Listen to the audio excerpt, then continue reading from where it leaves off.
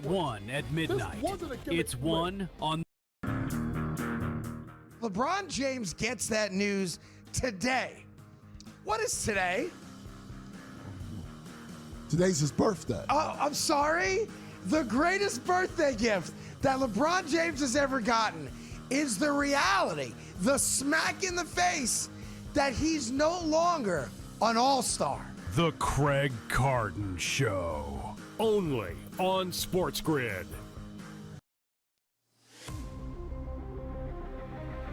He's out again. Anthony Davis is injured once again and is going to miss time with the Dallas Mavericks for a minor groin strain. Likely will miss a few games. And I don't even know what a few games is to Anthony Davis, because Anthony Davis seems to always be missing time. Pro basketball today. Only on SportsGrid. I know exactly what Patriot Nation is screaming this morning. It's Drake May time. Give him the trophy. MVP. Stop it, please. Just sit down.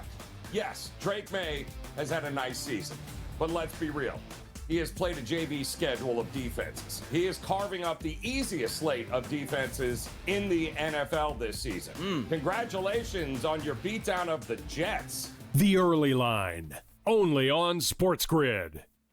The champagne pops. The clock strikes 12. But New Year's isn't 1 at midnight. It's 1 on the gridiron. Every snap, every number, every edge that matters. Don't just watch the ball drop. Watch the odds drop. College football playoff coverage. Live lines. Smart analysis. All New Year's Day. Only on SportsGrid.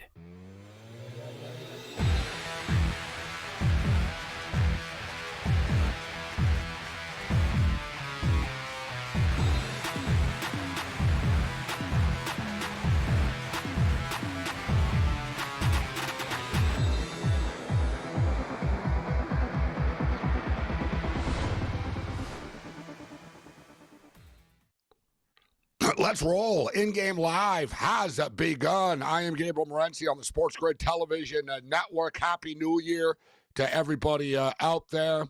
I know there's probably a lot of people that are extremely hungover right now. So, you know what? We're going to talk a lot louder today for you. Happy New Year to everybody out there. And in fact, this is probably our most sober New Year's Day in a long time, actually, because we were with you last night for a wild football game in which the Miami Hurricanes eliminated the Ohio State Buckeyes and made Ryan Day's life pretty crappy going into the new year. So it softens the blow of Michigan losing to Texas. It's like, yeah, we lost to Texas, but so what? You guys just choked in the playoffs.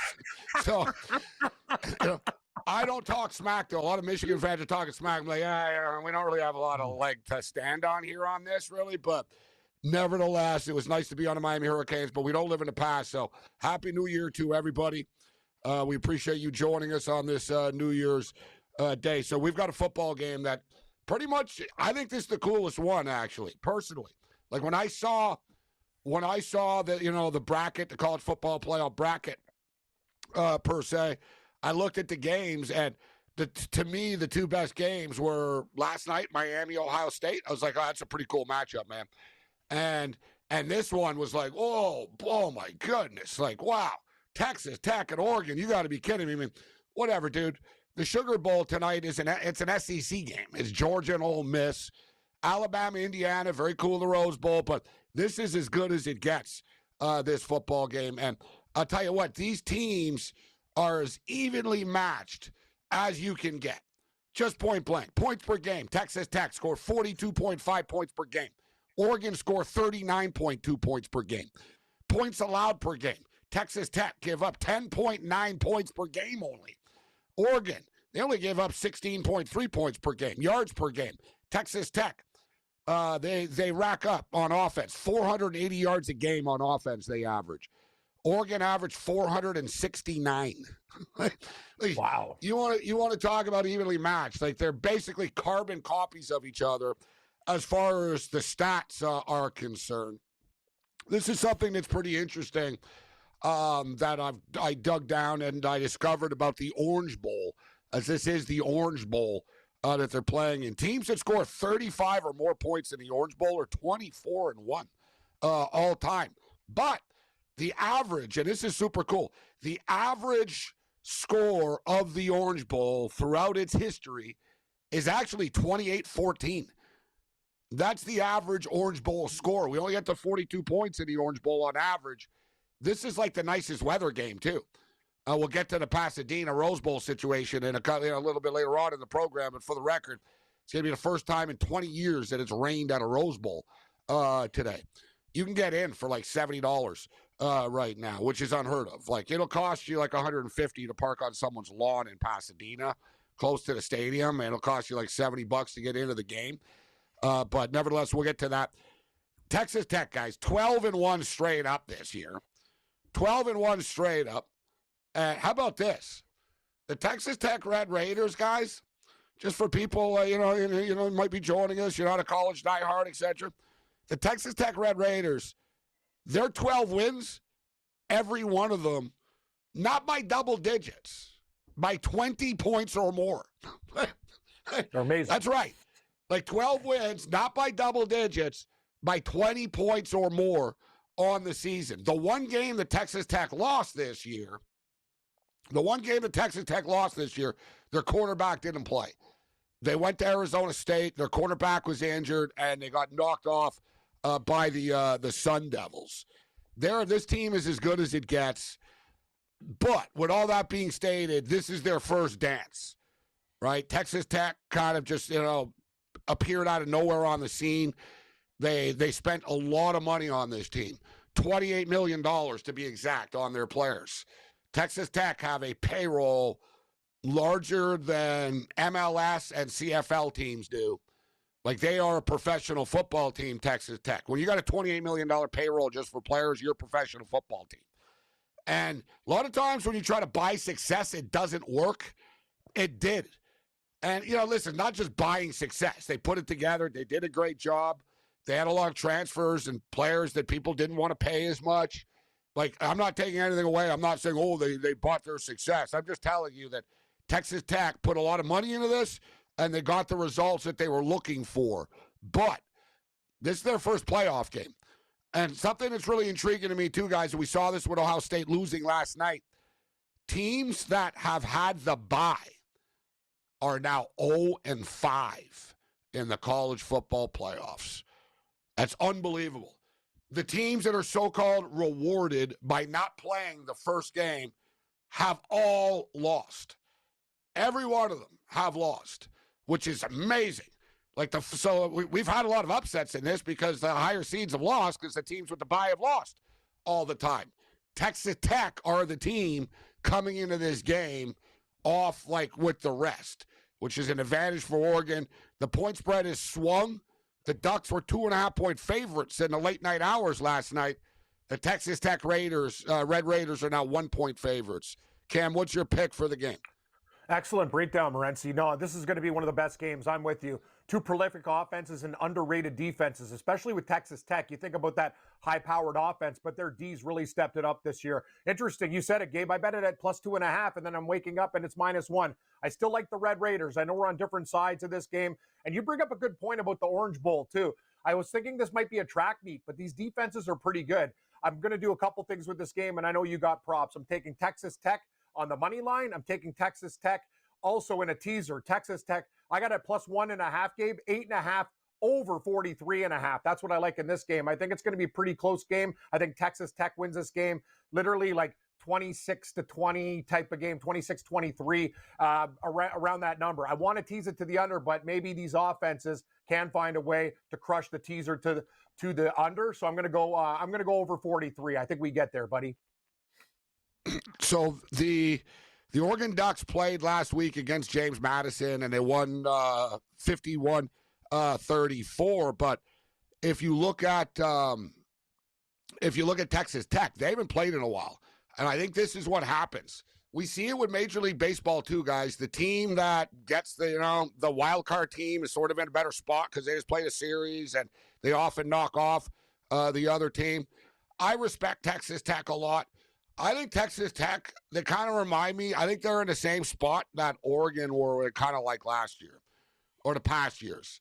Like Oregon were 15-0 or 14-0, whatever, and they got lit the F up in the playoff game last year, right? They got punched in the mouth.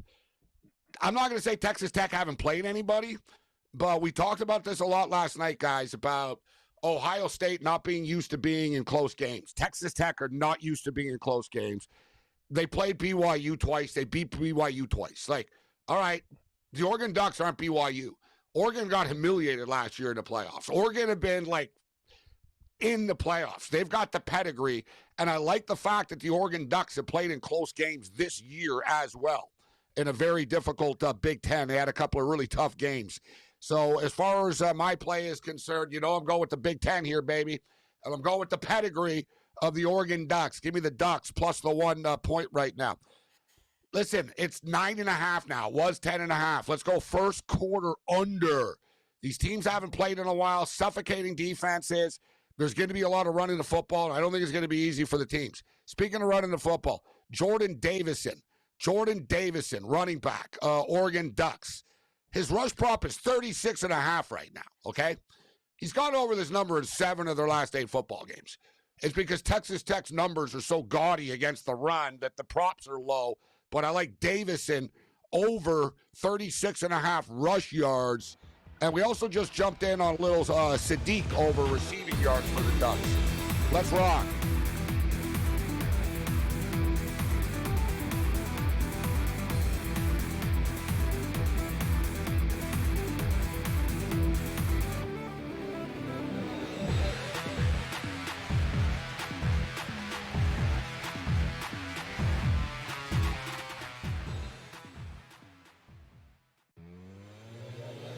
Crosby has now left the team, by the way. He's pissed.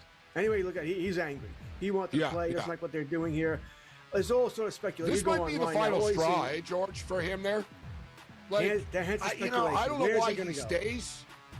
Yeah, I know. The thing is, he's got a Raider freaking tattoo. Like, the guy loves the Raiders. Like, he really does love playing for the Raiders. But and now, like you said, he's not happy about this. In-game live, only on SportsGrid.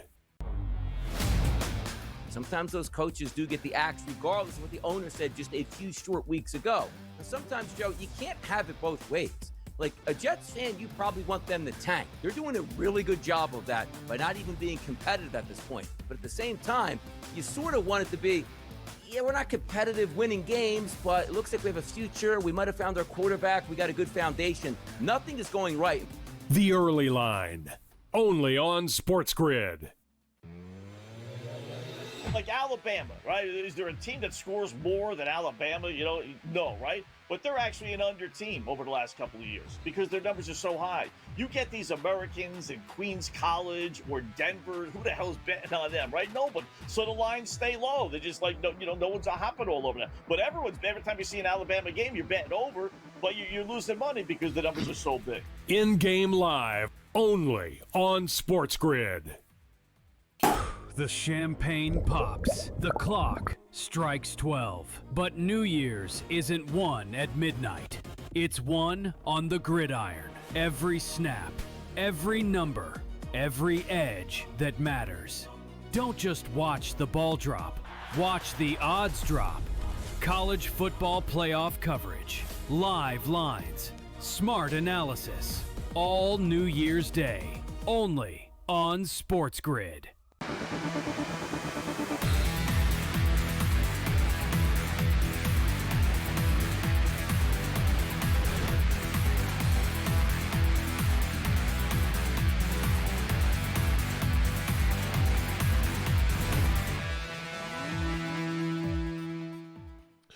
Well, hate taking unders. Hate it. We all know. Hate it. And now the Ducks are moving the ball on the first drive of the game. First play of the game, the Ducks ran the ball and they got blown up. They lost like 4 or 5 yards. I was like, yeah, perfect. A good start for the under here, like the quarter. I was sort of thinking, I can kind of see this going this way. But good teams do this, and the Ducks are a good team. They're a great team. Good teams do this. If you'll notice, Miami, it took them last night, guys. It took Miami they figured it out like pretty quickly, actually, last night, Miami, in which they were like, you know what? We're actually better than these guys. So what are we nervous about? What are we scared about? I always equate football and MMA fighting is a lot. There's a lot of similarities. I'm telling you, like with sort of the way things are. Like you're an underdog in the fight, and then you know what I mean. Like you fought a round or two, and you're winning, and you're like, you know what? I don't know what I was so scared about this guy about. I'm beating him up right now. Bam, boom, boom. What am I worried about? That the confidence starts to grow. But a lot of times, like, oh man, that defense is really tough, and then teams get conservative. I like what the Ducks are doing here.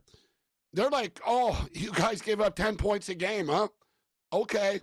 Like, to put in context, guys, Ohio State never gave up more than 20 points all year. All right? Think about that. Ohio State had never given up more than 20 points in a football game all year. In the game that they lost 13-10, all right, to Indiana. If you're Ohio State, think about how, like, that'll freak you out. That you've never given up 20 points in a football game all year, and Miami are up 14-0 on you. You're like, what the, like, no one scores on us. And they scored 14. That was different. Like, the Ducks have just attacked Texas Tech here, Cam. Like, Dante Moore's throwing the ball down the field. They're like saying, no, we look at you like we look at Purdue. Like, we're running our playbook, and we're not scared of you. And I like what they did, and I sort of like this for my total, Cam, that Dante Moore just got sacked on third down. Exactly. Now he's back in the 33. So they look like, but Gabe. They went all the way down the field, but now Texas Tech, the Red Raiders said, no, we're going to push you back now. This isn't happening. And now this is a long field goal for a college kicker here. Big on time. Grass in Miami. So it's not going to be easy. It's going to be a 50, probably like 53-yarder type of thing. Let me see where they're going to spot this, but it's going to be a long field goal attempt here coming up. Yeah, I got to tell you, though, that offense looked really, really good early. Texas Tech was playing soft coverages, and just Moore was nickel and diming them all the way down the field there. And here it is, 50-yard attempt. What do you think? You think he makes it? And the kid drills it. Sappington. Good job, Sappington. Hey, way to go, Sapp. Yeah, well, he nutted that kick. That was beautiful. 3-0 Oregon. Nice start. And all right. This is what I don't like, though, guys, about the fact that the total was a nice play. I spotted this last night. Anybody that's been betting on every bowl game like we have, and I've left money on the table, I'm not going to lie to you guys. I'm ashamed by it. Dude, every first half has gone under. That's a strong word, Morency. Nah, I'm ashamed. I'm ashamed. Like, I am. Like, for myself. Like, I'm bothered. I'm angry at myself. Yeah. There's another thing I'm angry at myself. Same thing, I'm angry at myself with the Colorado Avalanche. Like, they've lost twice in regulation. Why have I not, every game, like, every Avalanche game, why have I not just put $2,000, all right, another $2,000, another $5,000? Like, I haven't. You know what I mean? I've ridden it a little bit. I've almost not realized it. I'm like, damn, man, these guys are almost better, like they're invincible. And I've kind of, I just look back on it, Cam. I'm like, damn, man. Like, the first half unders in these bowls, bro, it's like 23-12 or something now, or like even higher. Like, it's crazy. They all start off slow, and they all open up after. Like, the halftime numbers all go over. What's the halftime, once it slows down type of deal. The only one yesterday, and it's always a great game, the Tony the Tiger Frosted Flakes Sun Bowl. I don't give you guys a sponsor a lot of these games, but I like that one, Tony the Tiger Sun Bowl. And if you don't love college football, if you don't love these bowls, I can't help you, man. Yesterday, the Sun Bowl has become like the it game. Last year, Louisville and Washington was 34-34, Cam. Track meet, fun game. This year, same thing, man. It was lit. It was Duke and Arizona State. It was 14-14 after the first quarter type of deal. They were going back and forth. Track meet, 42-39 final score. Super fun game. Packed stadium. Like, everybody was into it. And it was really cool that, with all these sponsors now, they all have the gimmick. So you got, you saw like the Sun Bowl, and they had Tony the Tiger there and stuff, which is cool. But they had like this big bowl of it was like foam. It was like a foam pool of these big frosted flakes. And one of the kids on Arizona State, when he scored a touchdown, he ran and he did like a big bomb into the bowl of cereal. And then all the other players came running over, and they all jumped in. And then the Sunday, it was great, Ken. It was like, I'm like, this is what college is about and bowls are about. Then the Pitchfork Sun Devil mascot came running in and dove into the bowl. Like, the players were all like, you know what I mean? They're going crazy with these life-size, these massive, like, Frosted Flakes. They're throwing the Frosted Flakes in the air. Like I tweeted out yesterday with the video, I said, if you don't like this, you don't like college, you don't like football. Like, for people, the Bulls. Listen, man, I hate to break it to you. Like, it's funny, like, a lot of old people all the time are, in my day, I'm not young anymore. I've watched, and I'm a junkie, man. I've watched all this stuff. It's why, I know so much. And you know what I mean? Since when I was a kid, man, going to the magazine stand when I was 8 years old, buying Sports Illustrated, Inside Sports and stuff. I'll break it to you. Not every bowl game was a classic in the old days. Like, I'm tired of this. Like, I see all these people, I don't watch the Bulls anymore. They're not as good as they used to be. Shut up. What are you talking about? They're better than they used to be. Way better. They're way better. When you think the Tangerine Bowl was a great game every year, like, you think every blue-gray game was a great game. Like, people seemed like this nostalgia thing all the time. Like, I saw a thing like, people love nostalgia online, Cam, and there was a video of, like, it was like 1986, and they were like, look how much happier everybody was. I'm like, dude, people were not happy in 1986. You know what I mean? Like, nothing was different. Like, the world was always the same. People always think what was in the past is better all the time.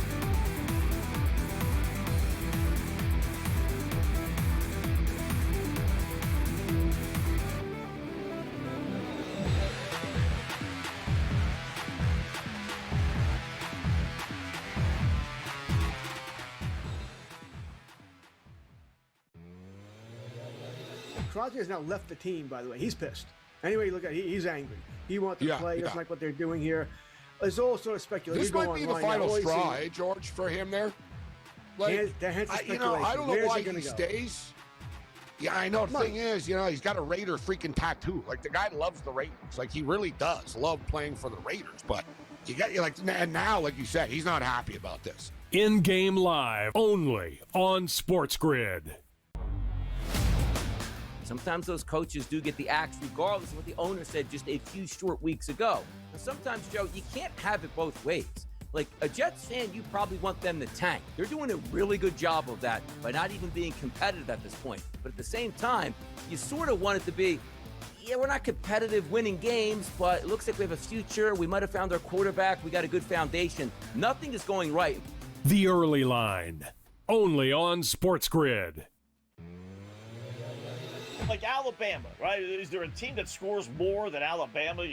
No, right? But they're actually an under team over the last couple of years because their numbers are so high. You get these Americans in Queens College or Denver. Who the hell's betting on them, right? Nobody. So the lines stay low. They're just like, no one's hopping all over them. But every time you see an Alabama game, you're betting over, but you're losing money because the numbers are so big. In-game live, only on SportsGrid. The champagne pops. The clock strikes 12. But New Year's isn't one at midnight. It's one on the gridiron. Every snap, every number, every edge that matters. Don't just watch the ball drop.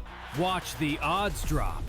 College football playoff coverage. Live lines. Smart analysis. All New Year's Day. Only on SportsGrid.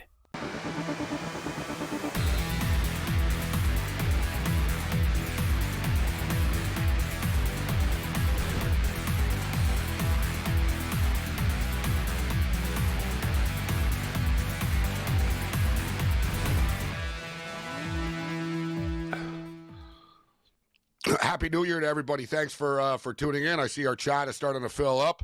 I was going to get upset if people didn't join us today. It's one of those, like, if I could do a show on New Year's morning, the least you could do is tune in. That's the way I look at it. I'm like, at least you could do. Like, I mean, like sort of like last night, we're doing a show on New Year's Eve. You know what I mean? Like, at least you could do is tune in here. But I say the same thing. I feel the same responsibility, and people have heard me say this when I say like the Hawaii Bowl, like the Christmas Eve. I always say, well, if these guys are going to play the game, the least I can do is watch it. Right? It's like Abraham Simpson. There's a scene in The Simpsons when Homer has a flashback to his childhood of Abe being a jerk to him, and Homer like took his first steps and stuff, and the mom is like, "Look, Abe, little Homer's taking his first step." He's like, "Be quiet! I'm trying to watch Super Bowl I."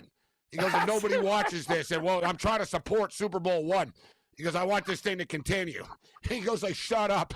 He's drinking a beer. It was the best Super Bowl one. I'm trying to support the Super Bowl here. It's the first one. That's hilarious. It's true. Super Bowl one, guys. Super Bowl one. It wasn't like a big deal, right? It was like, well, what's this Super Bowl? Like, what's this? And guys, the Super Bowl, like, we can look it up. Like off the top of my head, I think the first Super Bowl sold like 27,000, I think. Like, it wasn't like, you know what I mean? Oh, yeah, there's 100. Like, no. Like, the stadium was, like, more than half empty. It was such, like, the TV. Imagine this, Cam. The Super Bowl I was on every network. That's awesome. There were no rights for it. Like, they just said, no, we want to promote this. So, if you want to show the Super Bowl, you can show the Super Bowl. So, it was on ABC, CBS. It was on all the networks at once, the Super Bowl. They were trying to get it out there. And just for the record, the last little tidbit about the Super Bowl, I know a lot of people know this, but if you didn't, where the name Super Bowl came from, it was actually Lamar Hunt. It was the guy that owned the Kansas City Chiefs that came up with the term Super Bowl, and they didn't have a name. They were like, we need a name for this game, for our big championship game. We need a name for this. And they didn't have anything. Championship this. They had a lot of generic stuff, and Lamar Hunt was standing there, and he saw his granddaughter bouncing a Super Ball. Amazing. Or those old rubber Super Balls. Oh, they're great. And he just saw it, and, he thought Super Bowl, Super Bowl. It's amazing, like where this stuff comes from. I saw a story the other day about how WrestleMania, the name they figure out, whatever, like where'd they come out with the name? It was actually the ring announcer, Ken, the Howard Finkel guy. Remember the old guy in the old days, Howard Finkel. Yeah. Awesome. Yeah, well, welcome to Madison Square Garden. Yeah, Howard Finkel. He was the one.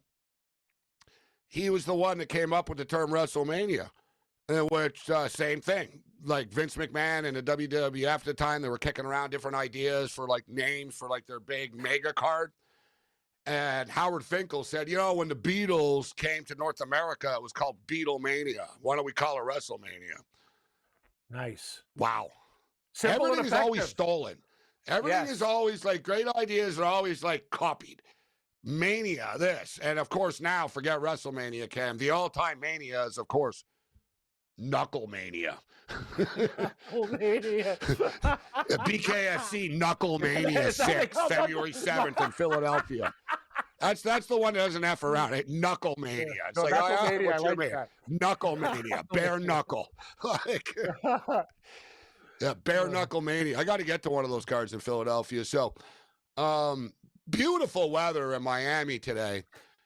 Me and Cam were at an Orange Bowl game before. We were at a national championship game in Miami at the Orange Bowl. It wasn't at the Orange Bowl. It was the same. It was at the Dolphin Stadium, etc., which is lame. They should actually play in the old Orange Bowl and stuff like whatever. But I know they demolished it now. But I remember we had like VIP passes and stuff. Like we had like VIP, like Isaiah Thomas, the NBA legend, was a couple of seats down from us type thing. Like we were in this sort of like high profile, cool section of the game. We got it like we were ambassadors there. So like we had these really good seats and like passes and stuff. And we weren't going to sell them, but I never forget. Like I was in the parking lot, and I was a former scalper myself, so I went up to the guys. I'm like, "Hey guys, what's up, man? How you doing?" Like, I said, "What are these worth, anyways?" I said, "What, $400?" I showed him like this big VIP thing we had and everything, and like, he goes, "Dude, I'll give you $20." And he goes, "$20." And I said, "No, I'm not selling." I said, $20. I said, "It's a national championship." He goes, "I can't give tickets away, brother." And today, they're selling for $32 this day. $32.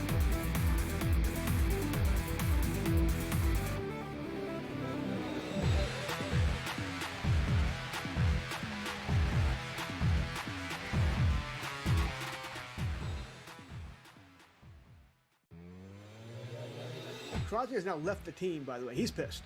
Anyway, you look at he's angry. He wants to play. He doesn't like what they're doing here. There's all sort of speculation. This might be the final straw, George, for him there. Like, I don't know why he stays. Yeah, I know. The thing is, he's got a Raider freaking tattoo. Like, the guy loves the Raiders. Like, he really does love playing for the Raiders. But and now, like you said, he's not happy about this. In-game live, only on SportsGrid. Sometimes those coaches do get the axe regardless of what the owner said just a few short weeks ago. And sometimes, Joe, you can't have it both ways. Like, a Jets fan, you probably want them to tank. They're doing a really good job of that by not even being competitive at this point. But at the same time, you sort of want it to be, we're not competitive winning games, but it looks like we have a future. We might have found our quarterback. We got a good foundation. Nothing is going right. The Early Line, only on SportsGrid. Like Alabama, right? Is there a team that scores more than Alabama? No, right? But they're actually an under team over the last couple of years because their numbers are so high. You get these Americans in Queens College or Denver. Who the hell's betting on them, right? No, but so the lines stay low. They're just like, no one's hopping all over them. But every time you see an Alabama game, you're betting over, but you're losing money because the numbers are so big. In-game live, only on SportsGrid. The champagne pops. The clock strikes 12. But New Year's isn't won at midnight. It's won on the gridiron. Every snap, every number, every edge that matters. Don't just watch the ball drop. Watch the odds drop. College football playoff coverage. Live lines. Smart analysis. All New Year's Day. Only on SportsGrid.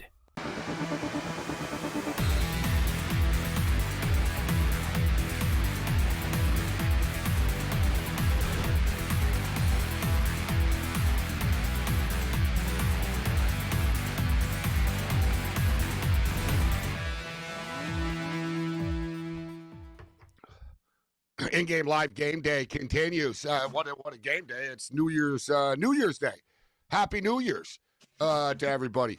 I've had the U2 song New Year's Day stuck in my head for like the last couple hours, and I haven't listened to it yet.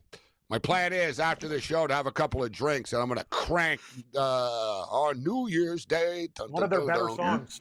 Great tune. You got to listen to that on New Year's. That's the one. Yeah. I just sort of have memories of being a kid and the radio and like, oh, yeah, New Year's, and you know what I mean?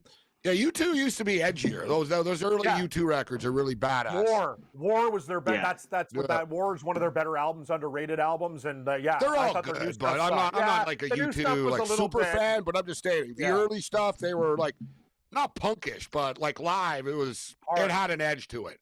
Right, pardon the pun. Sure. But then they started to do all the big hits, and it was like, all right. Then they shoved it all down everybody. Right, guys? Yeah, the iPhone and the whole thing. They became too big. They became caught a Happy New Year card. Yeah, that's the thing with you two. They became once you become too big, it's like, all right, enough, man. Shut up. And then Bono bitching about the environment all the time. It's like, bro, you're flying around in private jets. Just shut up, bro. Like, you know what I mean? It's a damn song. When you start walking and skateboarding on tour, talk to me, all right? Say stop. Like, I'm 40 environment too, Connor, but like, you know what I mean? You two just became preachy and stuff. Like, very preachy. They did, but all right, nevertheless, good band, like you said, good song. Good. Oh yeah, great album, good song. New Year's Day, solid. Are you much of a drinker, Connor? Like the millennial, the younger people don't drink as much. So, like normally, and I don't go out crazy on New Year's, but normally on New Year's I'll have a few.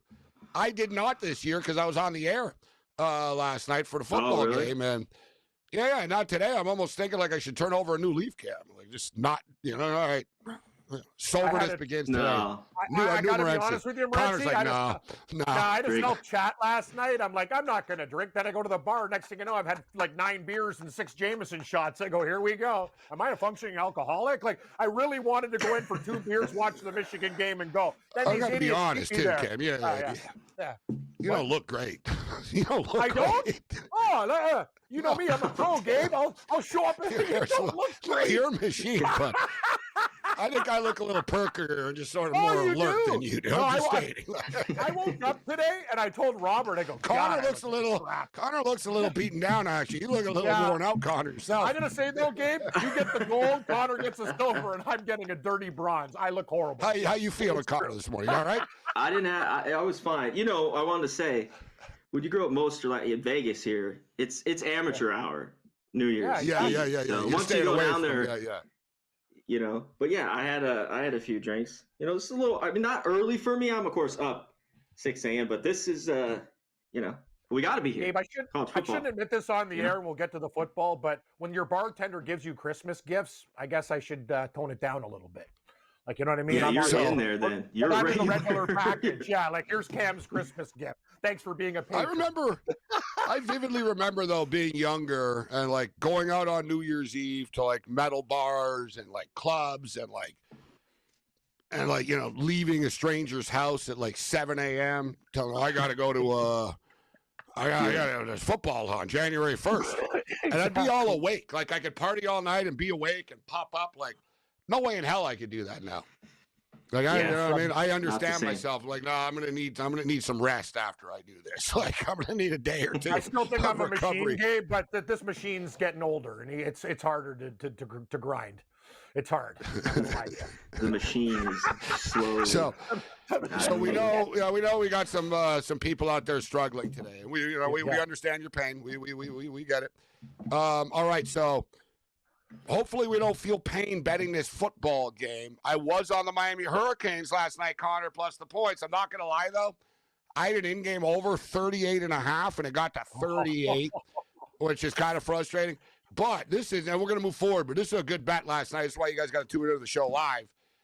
Sometimes I come up with some nice gems. Last night, guys, dude, there was 10 minutes left in the game, and I looked at the team total points. We were on the air, and Miami was 17.5 plus 320. They didn't think Miami were going to score again in the game. Yeah. So I took Miami plus 320 over 17.5 points, and they scored that late touchdown. That was nice to hit it in-game plus 320 and to be on the Miami Hurricanes plus the points. I'm on the Oregon Ducks right now, plus 1, Connor. Who you got in the Orange Bowl? I like Texas Tech. I'm going to be waiting here, too. I think if Oregon scores again, I'm going to be on them. I think as the game goes on, there's a lot of talk, the Texas Tech, how good this defense was, and who have they played, really, right? You know, who was the schedule? That's exactly what I just said. Thank you, Coach. Yeah, no, I said I got respect for them, but you beat UCF and Kansas States of the world, right? Yeah. You beat BYU twice. Who you really played? True, and I think Oregon feels it a little bit after last year, you know. And how much do you take in? We'll get to the rest of the games, I'm sure, here, guys. Is this whole layoff? Now everyone loves, fade the team that's had the bye. Oh yeah, 0-5. The team with the layoff. I know. You don't want to lay off, Gabe. When you're on a heater, like when Miami beat Texas A&M, bring it on. Bring it on, Ohio State. Oh, it's so stupid. Yeah. Somehow you get rewarded by not getting a home game and being off for 4 weeks. I don't really understand how this is some sort of like great bonus for us. Yeah. Yeah. Great point. Definitely. But Miami, real quick, that offensive line was huge. The defense got the turnovers. We talked about Beck didn't turn the ball over. I thought the biggest play was 3rd and 10, 3rd and 11, backed up, and he gets that run, barely gets the first down with about 10 minutes left. Around there. He did that hardest game. He was very solid and efficient last night, Gabe. Not like the He did that. He did good. He did that about 3 times last night, actually, Connor. First down, scramble with his legs. Like, he was sort of manned up, etc. And you could tell early in the game, Connor, that they didn't trust him. Just point blank, right? Like, everything was short, everything was quick, and, people criticize Cristobal, but give them credit for knowing, listen, do not put him in a tough spot. Do not. We got to build his confidence up. And you saw, man, the swagger. By midway through the second quarter, there was just sort of, you could see with Beck.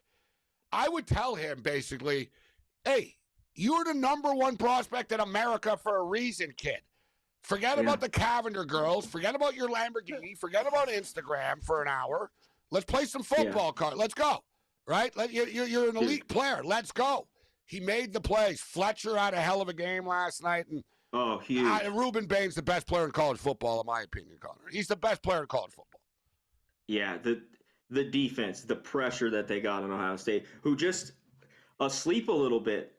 Texas Tech, these teams that are off just hit in the mouth early, and they just get some days. Now, they got the football moving after that. This is like Gonzaga to me, Cam and Connor, that teams that win by 20 every game. Ohio State played one close game this year. They lost 13-10. They're not used to getting punched back, these big teams, Connor. It's a good point. Yeah, for sure. That's a great thing. One of my favorite fades is Gonzaga in the tournament. I think one of my biggest bets was Baylor in that title game. So I totally agree. I love that analogy, guys. I love it. Yeah, good for you. You beat Loyola Marymount by 42, but we're not Loyola Marymount, right? So it's like, no, you want to toughen yourself up a little bit. And so one thing I like about this Duck team, they have been in close games this year. The Penn State game, the Indiana game. And you brought it up, Connor, too. Like, that's why I liked Oregon today. Look at McGuire's here for the first time. Texas Tech here for the first time. Look at the Ducks, man, in Lanning. He got humiliated last year in this spot in the Rose Bowl. Yeah. Humiliated. Yeah. They were 14-0, 13-0, whatever, right, with Dylan Gabriel. They got smashed. They were down like 30-0 at the half or whatnot. It's tough. Yeah. I could look real sharp here, Cam? I gave Connor, everybody under first quarter. 3-0 still. Nice. $1.25 left. I was looking at that first touchdown. Half. That's a good bet. I played that too. I played that under 24.5. You did. Nice.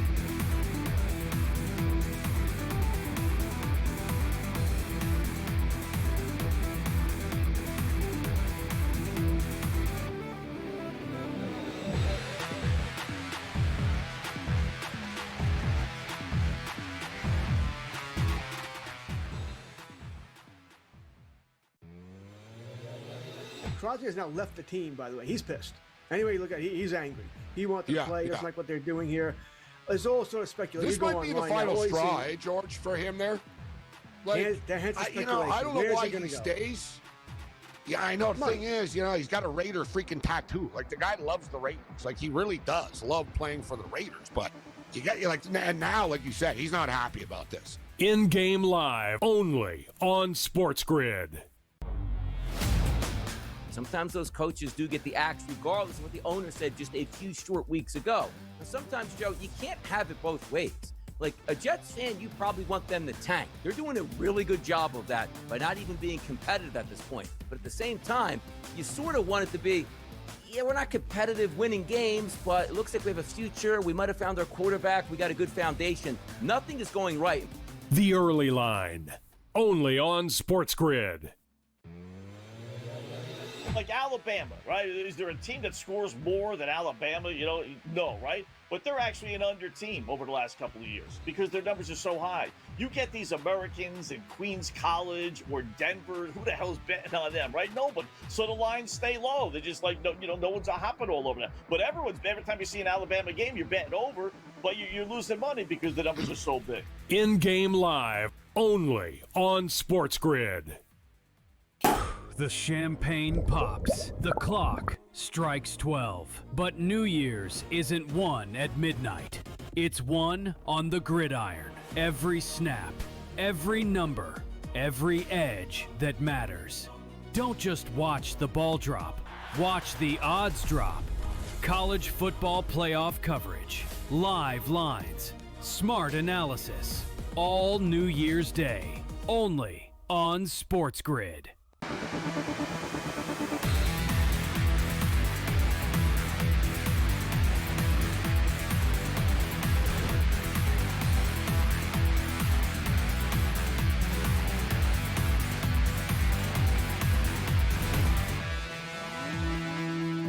In-game live game day rolling on here on this New Year's Day. And well.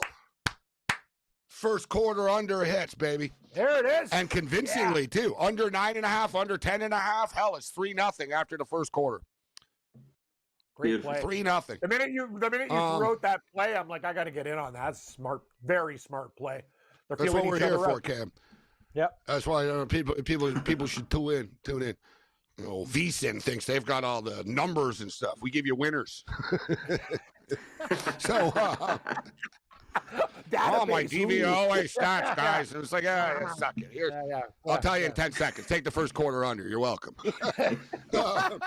Yes. That's why we are who we are. But True.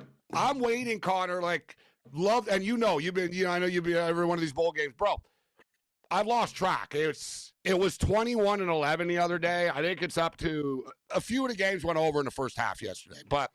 They did, yeah. Dude, it's literally like 24-12 or something now. Like we're the first half unders of these bowl games, Connor. And I'm thinking, man, you got two stellar defenses. And the public talks about Texas Tech and Oregon. If you actually watch these teams and you're like, no, these defenses are next level, right? And it's not going to be easy for either team to go up and down the field on each other. And both coaches, it's a playoff game. This isn't a regular season game against Purdue. Right, they're going to call it differently, and this is real. This is as big as it gets. So I'm thinking, you know what? Let's ride the early under. But the other thing that's been hitting guys is they all are really slow starts, and then they all open up, Connor. So the question is, what's the number that you'll bite for an over here? It's 41.5 now. So they're starting to move it. It's moved basically 10 points, 9 points, 3-0. What number will you jump in at 33.5? Do you want to see it get to the 20s? What are you waiting for an over if you're going to bet an over? I think the low 30s. I think that they're going to start moving the ball here a little bit. I mean, 33.5, Abe, 24-10 gets you there. That's the number. 33.5. Yeah, 33.5. That's a good call. One thing with Texas Tech, I want to bring you guys as I go through all this. This was a team that stalled in the red zone a ton. For how good these horrible defense that they played. Settled for a lot of field goals. You're right. That was their weakness. Yeah. That was their weakness. So that was in the back of my mind in this game too. And everyone's thinking a little bit, what do you guys all think of the last thing you just saw from Oregon getting kind of in garbage time, even though they were giving up chunk plays basically from the jump of that game. That's another one too. That was a lazy take I saw. Well, James Madison scored 24 on them. So what? Every game is different. Have you watched the NFL? Winning. Like week and to that's week. No, but that's Oregon's flaw. Anybody that's watched Oregon this year, if there's one thing and it pisses Lanning off, they don't play 60 minutes. They're very how many times have we been backdoored with the Ducks this year, Connor? Think of the Purdue game, actually, where son of a bitch, they were winning 31-0 and they won 31-17. They did it last week against JMU. They do take the pedal off the metal. But if that's your biggest weakness, then that's not bad. You know what I mean? Oh, my goodness, they just picked off Barrett Morton. Ducks defense step up. Huge. They're all Morton gets picked off. The Duck cheerleaders are rocking, man. A lot of good-looking people in Oregon. Now, Oregon's a good state for that cheerleader NIL money's coming through, man. They're all 10 on 10s. Yes. For ranking, I was like, whoa. What was the game the other day I was watching? I was on, it was the TCU game. Who did TCU play? There's so many of these games. TCU USC. and USC. Oh, yeah, USC. Yeah, I was watching the game, and I was like, man, it's not often the USC cheerleaders are not the ones, but TCU cheerleaders are the best. Oh, yes. Yeah, that. Yes. Those auditions, like the Dallas Cowboys or something. It's all it's over the top. It's a little generic, but it's oh my god. It's you know what I mean? Yeah. Like I said, it's and they got 50 of them now. Yeah, they got multiple. Yeah, you got multiple crews too. TCU. You got the girls on the side. They got hot ones in the stands. They got there's a bunch of little teams that they have. They're into it. They're funny in the show Landman. Billy Bob Thornton's daughter's a TCU cheerleader in the show. That's amazing. And they really mock TCU too, because she's really dumb. Right, but it's I'm telling you, there's a lot of little I told my wife, I was like, I'm surprised TCU agreed to this. And she goes, why? I said, because they don't look very good. They shot it on the camp. They actually, TCU gave approval, Cam, use logos and stuff. I was surprised, because she's a big bimbo that got into TCU because her dad is rich. I was like, I'm surprised they admit it. Right? But I guess that's TCU, all these rich oil daughters and stuff, right? Okay, so next game up, Rose Bowl. What are you doing with the Rose Bowl, Connor? I'm sticking with Alabama here. This is not. That's right. You got a future on Bama too. You're going down with the ship, huh? Yeah, I think this game's going to be. Just shoving it to me, right? Just giving it to me. Yeah, I know. I burned your ticket already, Connor. We haven't kicked off yet. I know. Here, here's your ticket. There's your ticket. Turn into Bovey. Take that Houston Cougar ticket under your pillow. It's like, relax. I told Paul Bovey once I like the Houston Cougar team total over. He goes, well, Gabe, take that losing ticket and stick it under your pillow and wait for the tooth fairy to show up. It really upset me because I was all excited about my play. Yeah, he brought you down. Hit it one at the end of the year. I was like, you like that, Bovey? I stuck the ticket in his face. I'm like, you like that? It won. So you're sticking with Bama. Not a lot of people trust Bama. You're kind of in a minority here. I think there's a little bit too much love here for Indiana. I mean, a lot of people say they're the best team in the country, and I think they are. I think they probably win this game. You know, we have. I think it's 1955. I double check that. Rain at the Rose Bowl in that game. Yeah. It was SC. Wow. No, that was the rainiest game, 1955. It was the rainiest. That's when it was mud. It's been 22 years since the last rain. Since the 21 last, plus just years a little since bit the of last. Since the last time. Okay. Impact. It's drizzled, but rain impacted game 2 decades. Yeah, and I don't think it's going to be rainy, but I don't think it's going to be crazy. I don't know, man. It looks like there's a lot of rain there. I've seen that set the whole time they're there. It did ease up, Cam, today a bit. Yeah. If I'm Indiana, I want it to pour. Yeah. Hey. You're used to it. You're from the Midwest.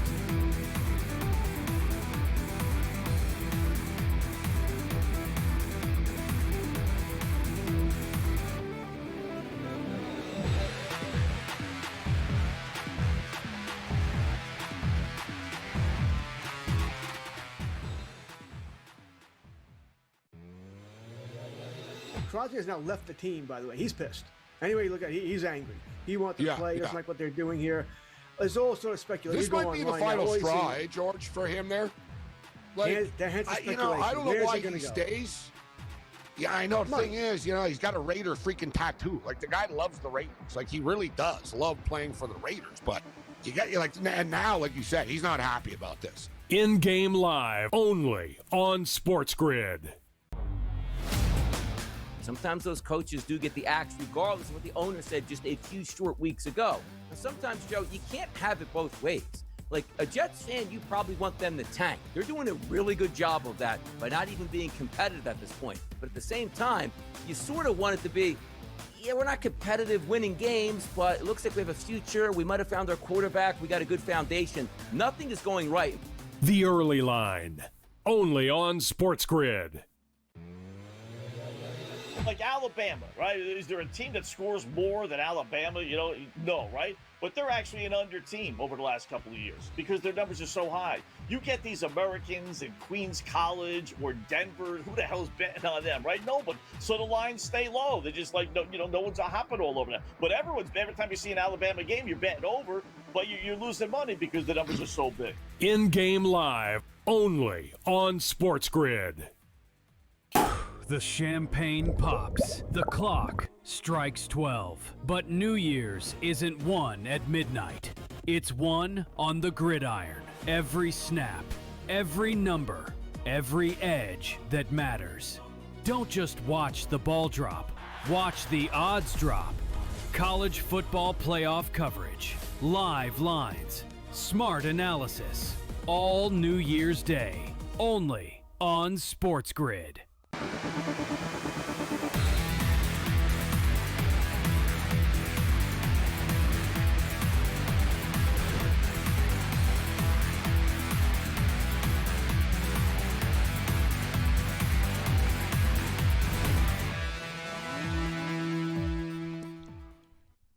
Happy New Year's, everybody. I'm Gabriel Morency on the SportsGrid Television Network. As you guys know, oh boy, here's a big play, Texas Tech. Big play, Texas Tech. They haven't had anything positive all game. Looks like they just popped off about a 45-yard run. A little run down the sidelines. Williams. So Texas Tech, the oil money fans are getting into it now. They got that. Oil money. I told a story. There was a kid. There was a kid in the stands at a Texas Tech game. You know, Connor, they all got their signs and stuff. There was a kid that said, I love oil money. He was in the end zone. What a sign. That's great. I love oil money. Some smart, he's a smarky-looking little rich kid too, Cam, right? I was like, I just thought it was funny. They didn't hide it. Yeah, it's silent. Because it's oil money. They got oil money. That's $28 million and all. It's oil money that Texas Tech. So yeah, the kid, I love oil money in the sideline. That's great. Fantastic. I just love that side. I love oil money. All right, Connor, so we got a couple more minutes with you. You're in the minority. Listen, man, Indiana are great and all that. I get it. And I like the Hoosiers here. But when would you ever imagine Alabama will be 7-point underdogs, right, against the Indiana Hoosiers? Like, it's like bizarro world that we're in right now. But everyone's dismissed Bama. People that haven't given them a shot in this game. And then we got the Sugar Bowl that Coach Terry Bowden's going to be at. And he's joining us in a couple of minutes. What's your take, Connor, on the rematch of Georgia and Ole Miss? You know what, in the end, I think we're going to get points in this game, but I couldn't jump all over the over. I think this is a wait again, right? A little bit live. At the Rose Bowl. I think these defenses. Yeah, Alabama's defense is good. People talk about they can't run the ball, but Alabama's defense is still good. Oh, they still are good. I thought you want Ole Miss, Georgia. Yeah, Alabama's defense I was still just is going to pretty say. good. Well, you brought up the Rose Bowl, so I went back to it. But, yeah, what do you think? Okay. Yeah, I didn't want to I think the Sugar Bowl is going to be a track meet. I think there's going to be a lot of points tonight it's just in going to be a New track Orleans.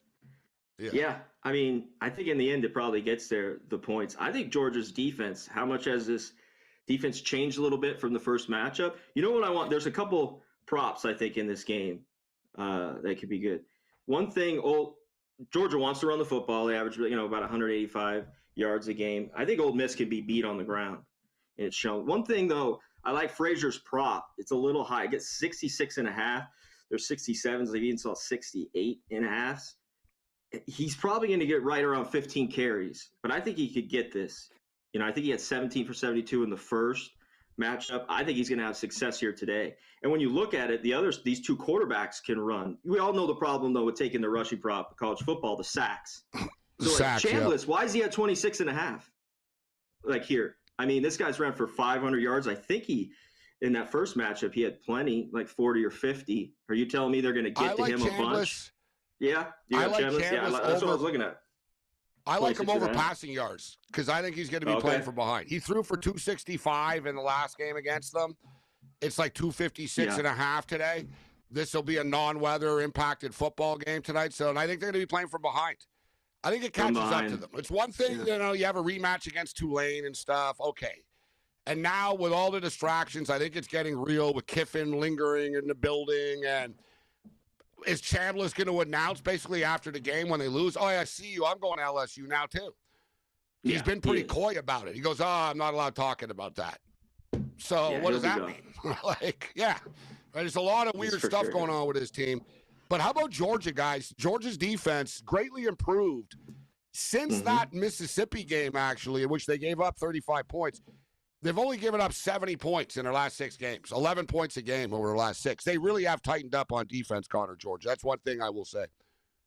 To see these are, Texas to 10, Georgia Tech, a pretty good offense, not great, to 9. Watching that game was ugly. And then to see Alabama and Simpson just totally, he missed a lot of open receivers, but they didn't get anything going. So, yeah, I think everything that I'm watching. Now, this is one offense that's been able to score points in Ole Miss. Can they do it here, the play calling in this game? And you got to think, we always talk about that everything goes out the window. The fake plays, the trick plays, the flea flicker, everything in this game you throw at them. So, yeah, the second matchup's huge because this game was so tight. Georgia probably shouldn't have covered that first game, the first matchup. No, people forget, actually. Ole Miss actually had a 35-26 lead.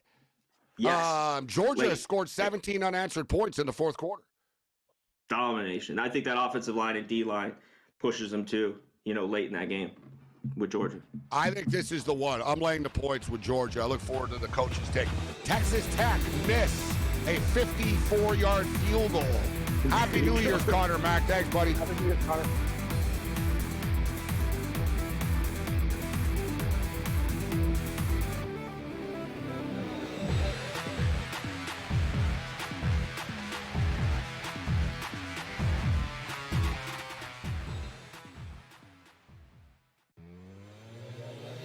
Crosby has now left the team, by the way. He's pissed. Anyway, look at he's angry. He wants to play. He doesn't like what they're doing here. There's all sort of speculation. This might be the final straw, George, for him there. Like, I don't know why he stays. Yeah, I know. The thing is, he's got a Raider freaking tattoo. Like, the guy loves the Raiders. Like, he really does love playing for the Raiders. But and now, like you said, he's not happy about this. In-game live, only on SportsGrid. Sometimes those coaches do get the axe regardless of what the owner said just a few short weeks ago. And sometimes, Joe, you can't have it both ways. Like, a Jets fan, you probably want them to tank. They're doing a really good job of that by not even being competitive at this point. But at the same time, you sort of want it to be, yeah, we're not competitive winning games, but it looks like we have a future. We might have found our quarterback. We got a good foundation. Nothing is going right. The Early Line, only on SportsGrid. Like Alabama, right? Is there a team that scores more than Alabama? No, right? But they're actually an under team over the last couple of years because their numbers are so high. You get these Americans in Queens College or Denver. Who the hell's betting on them, right? Nobody. So the lines stay low. They're just like, no one's hopping all over them. But every time you see an Alabama game, you're betting over, but you're losing money because the numbers are so big. In-game live, only on SportsGrid. The champagne pops. The clock strikes 12. But New Year's isn't won at midnight. It's won on the gridiron. Every snap, every number, every edge that matters. Don't just watch the ball drop. Watch the odds drop. College football playoff coverage. Live lines. Smart analysis. All New Year's Day. Only on SportsGrid.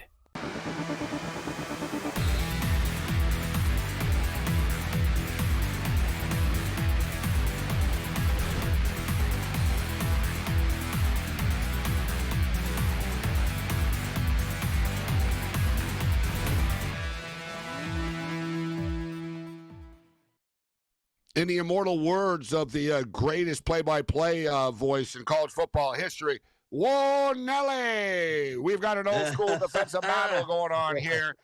Oregon 3, Texas Tech nothing. Let's bring in the great coach, Terry Bowden. Coach, you were with us last night. We appreciate seeing you again today. Happy New Year to you and your family. Thanks for joining us, Coach. Thank you. From down here in New Orleans, the Sugar Bowl. I've had my beignets this morning. Sugar all over myself. I'll have some gumbo at lunch and get ready for the game. But must be killer. It must be so good. The big days, Cam. They're like, I was at the Super Bowl, Coach, down there. Yeah, they're like croissants, but with like powder. Like it's like a cross between like a French pastry and a donut. Yeah. That's what. But it's a sugar rush, Coach. Yeah, it's just dipped in sugar, Sounds amazing. You go to Cafe Du Monde when you're coming to town, and you'll get it. But right now, we're getting ready. I'm at the Georgia headquarters hotel. Don't see the players. They keep them secluded. If you wonder what happens before the game, they keep them pretty secluded. But parents and fans are down there, and you can sense their concern. They're subdued because they watched Miami beat Ohio State. They know how good Ole Miss is. I think that's good. I think you've got to be careful that you don't think you're just going to win this one and get to the next one. Ole Miss is too good for that. So I think you got a crowd and a team that's going to be focused on this game, knowing how good Ole Miss can be when they play. Coach, we're in an era right now in which people talk about fantasy football, offense. The term defense wins championships hasn't been used much in the modern world. Yeah, you look at the NFL right now, Coach, the Houston Texans, like they're winning football games on defense. Like defense, it seems like defense is coming back, Coach, and look at college football right now. Miami last night, they won defense. Look at Oregon Ducks. People think of the flash of the Ducks and Chip Kelly. This is like a Big Ten SEC team now with Dan Lanning. Defense, we run the ball. We play smash mouth football. You got to love this as a coach. Defense is back, baby, in a big way, and we're seeing it. Well, I think that the Nick Sabans and the Sir Kirby Smarts, who are former defensive coordinators who moved up, the best teams understand you win with defense and running game because towards the end of the season and where we are now, postseason playoffs, It's about defense. It's about running the football. You can't sit in the pocket all day. Everybody's got people that can rush the passer. We saw what Miami did, and you've got to be able to run the football. Ohio State had 50 yards, 45 yards rushing, and Miami had 158. They ran the football. They sacked the quarterback. So we've got a game where, and now, to me, defense towards the end of the season, when it's best against best, you better be able to play defense and run the football because that's what great football teams do. What do you think of the game so far, Coach? 3-0 Ducks midway through the second quarter of play right now. Sort of like a heavyweight fight. It's a feeling out process, but if this is a boxing match, and let's say we're 5 rounds in, Oregon's winning they're winning the fight so far, but they haven't delivered out a knockout punch. What's your take on the game? No, they're jabbing and getting some points here and there, but they're playing a little bit better. I agree. Their offense, and I've said that coming in, their offense would be a little better, but Texas Tech's defense is so good, they're not going to be out of this game. I picked Texas Tech to win this game. It's basically a toss-up as it is, but right now Oregon, offensively, they're able to move a little bit better. Both these teams are 1 and 2 in explosive plays. I don't think either team's going to drive on each other's team. I think it's going to be a big play here or a big play there. Somebody's going to get one. I think Oregon had one early where they got the ball pulled out of his arms, and it's going to take one big play because I think these defenses are too good. The explosive plays of these two teams are the best in the country. I think it's going to come down to that. I've always leaned toward the defense. That's why I lean towards Texas Tech, but their offense isn't doing a whole lot versus Oregon. Morton looks a little bit rattled there, Coach. Like, you know what I mean? He's one of those guys, like, you got to get in his comfort zone. I'm watching behind throws, picked off. Like, Moore looks so much more ready in the game. Is there anything he can do here? Because I know they set up that big running play. Maybe it opens up, but he looks very, very stiff right now, Coach, just from the eye. He's not the same Morton we saw in the regular season. Well, Morton's not a dual threat. He's not as agile. He doesn't get away from pursuit. He has to sit in there and take the heat. And so he's more likely, I think, to crumble under these situations. He's been very steady. Their offense wants a manager more than an explosive quarterback. The advantage goes to Dante Moore. He has the ability to make plays. And I think if Oregon's going to run the ball, if Dante Moore can get some of that rushing yards himself and scrambles, it'll help them. But Morton's got to just make sure they run the ball and make enough plays. And I think he's got to hope he hits a big one somewhere, a big couple of plays, because that's their best bet. Because Oregon's got almost as good a defense as Texas Tech does. Coach Terry Bowden with us. Coach, let's get into the next game coming up with Alabama and Indiana. Once again, defense. And perception and reality are always two different things, aren't they, Coach? In that people, a lot of people don't know Indiana, right? Yeah, they won the Heisman and they win, but they're not on national television much. People don't pay, they're not a pedigree program, so people are going to have a hard time believing it. So you hear about Mendoza and he won the Heisman. Mendoza only throws for 229 yards a game, guys. Indiana run for 221 yards a game. Like, Coach, Indiana, only team in the country, top 5 in offense and defense. Like, they really don't have a weakness, Coach. Like, they're good against the run. They run the ball. They have the Heisman Trophy winning quarterback. They're good against the pass. I know you have a ton of respect. I know you know the Cignetti family very well. I respect you and Nick Saban immensely. And Saban talks about Cignetti and goes, he's the most prepared coach in college football. And I know you say the same thing. They've almost become like the new Alabama, what he's doing. He's very Saban-like in his prep. Well, he's the most like Saban. Again, his father was my dad's offensive coordinator at West Virginia. His father was my head coach and my brother Tommy's. I've known Kurt. Then he's got trained also by Saban. He's fundamentally sound. If you watch him, his people are fundamentally sound. They're great. They're top 10 against the defensive rush. They don't have all the best players. They're just never out of place. And they're great run defense, great pass defense. They run the ball. They throw the ball. Mendoza's not going to throw for a lot of yards because they're going to be balanced. They're going to rush for 250, pass for 250. They're going to be right down the middle, and they're hard to stop. Alabama's got a few flaws, and most of it's with their running game. For them to win, and I've got Indiana winning this game, and it's the one game that I thought had a chance to be a blowout. They say it's kind of wet out there. That may bring it closer together. But Alabama, if they have not shown the ability to run it, I don't think they'll be able to run it today, which means Ty Simpson has to have a no-turnover, perfect game because they do have enough talent at wide receiver at Alabama to make some big plays. but I just think Indiana can beat them in so many ways that they just pull away in the second half. Coach, you know the pressure of being a coach at the highest level. And Ryan Day, we were going over his record last night. He's now 82-12, which is pretty good. Right? So 82-12. He won a championship last year, but the fan base don't really embrace him, right? Because not the way they did Meyer or Woody, etc. Because he hasn't beaten Michigan. He loses these games.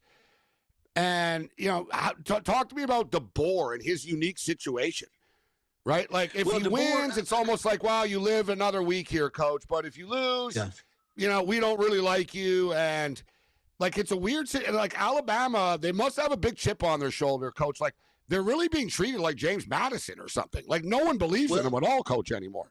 Yeah, it's the hardest place to coach. I think maybe Notre Dame, Ohio State, a lot because of Woody Hayes or Urban Meyer, all the background. Even Tressel won national championship. You can't. I mean, you're talking about Alabama. Bear Bryant, 20 years, he wins 6 national championships. They go through 7 coaches, and 4 of them just left. Didn't get fired. They just left because they couldn't take the pressure.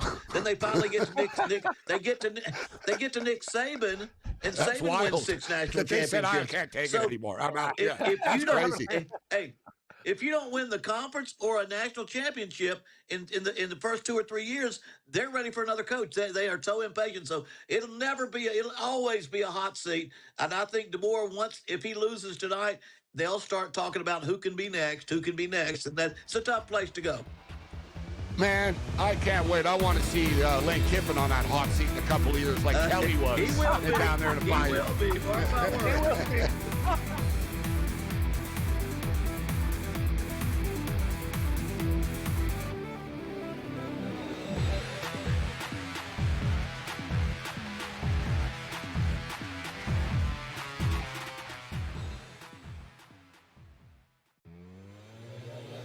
Crosby has now left the team, by the way. He's pissed. Anyway, you look at it, he's angry. He wants to play. Doesn't like what they're doing here. There's all sort of speculation. This might be the final straw, George, for him there. Like, I don't know why he stays. Yeah, I know. The thing is, he's got a Raider freaking tattoo. Like, the guy loves the Raiders. Like, he really does love playing for the Raiders. But and now, like you said, he's not happy about this. In-game live, only on SportsGrid. Sometimes those coaches do get the axe regardless of what the owner said just a few short weeks ago. And sometimes, Joe, you can't have it both ways. Like, a Jets fan, you probably want them to tank. They're doing a really good job of that by not even being competitive at this point. But at the same time, you sort of want it to be, we're not competitive winning games, but it looks like we have a future. We might have found our quarterback. We got a good foundation. Nothing is going right. The Early Line, only on SportsGrid. Like Alabama, right? Is there a team that scores more than Alabama? No, right? But they're actually an under team over the last couple of years because their numbers are so high. You get these Americans in Queens College or Denver. Who the hell's betting on them, right? Nobody. So the lines stay low. They're just like, no one's hopping all over them. But every time you see an Alabama game, you're betting over, but you're losing money because the numbers are so big. In-game live, only on SportsGrid. The champagne pops. The clock strikes 12. But New Year's isn't won at midnight. It's won on the gridiron. Every snap, every number, every edge that matters. Don't just watch the ball drop. Watch the odds drop. College football playoff coverage. Live lines. Smart analysis. All New Year's Day. Only on SportsGrid.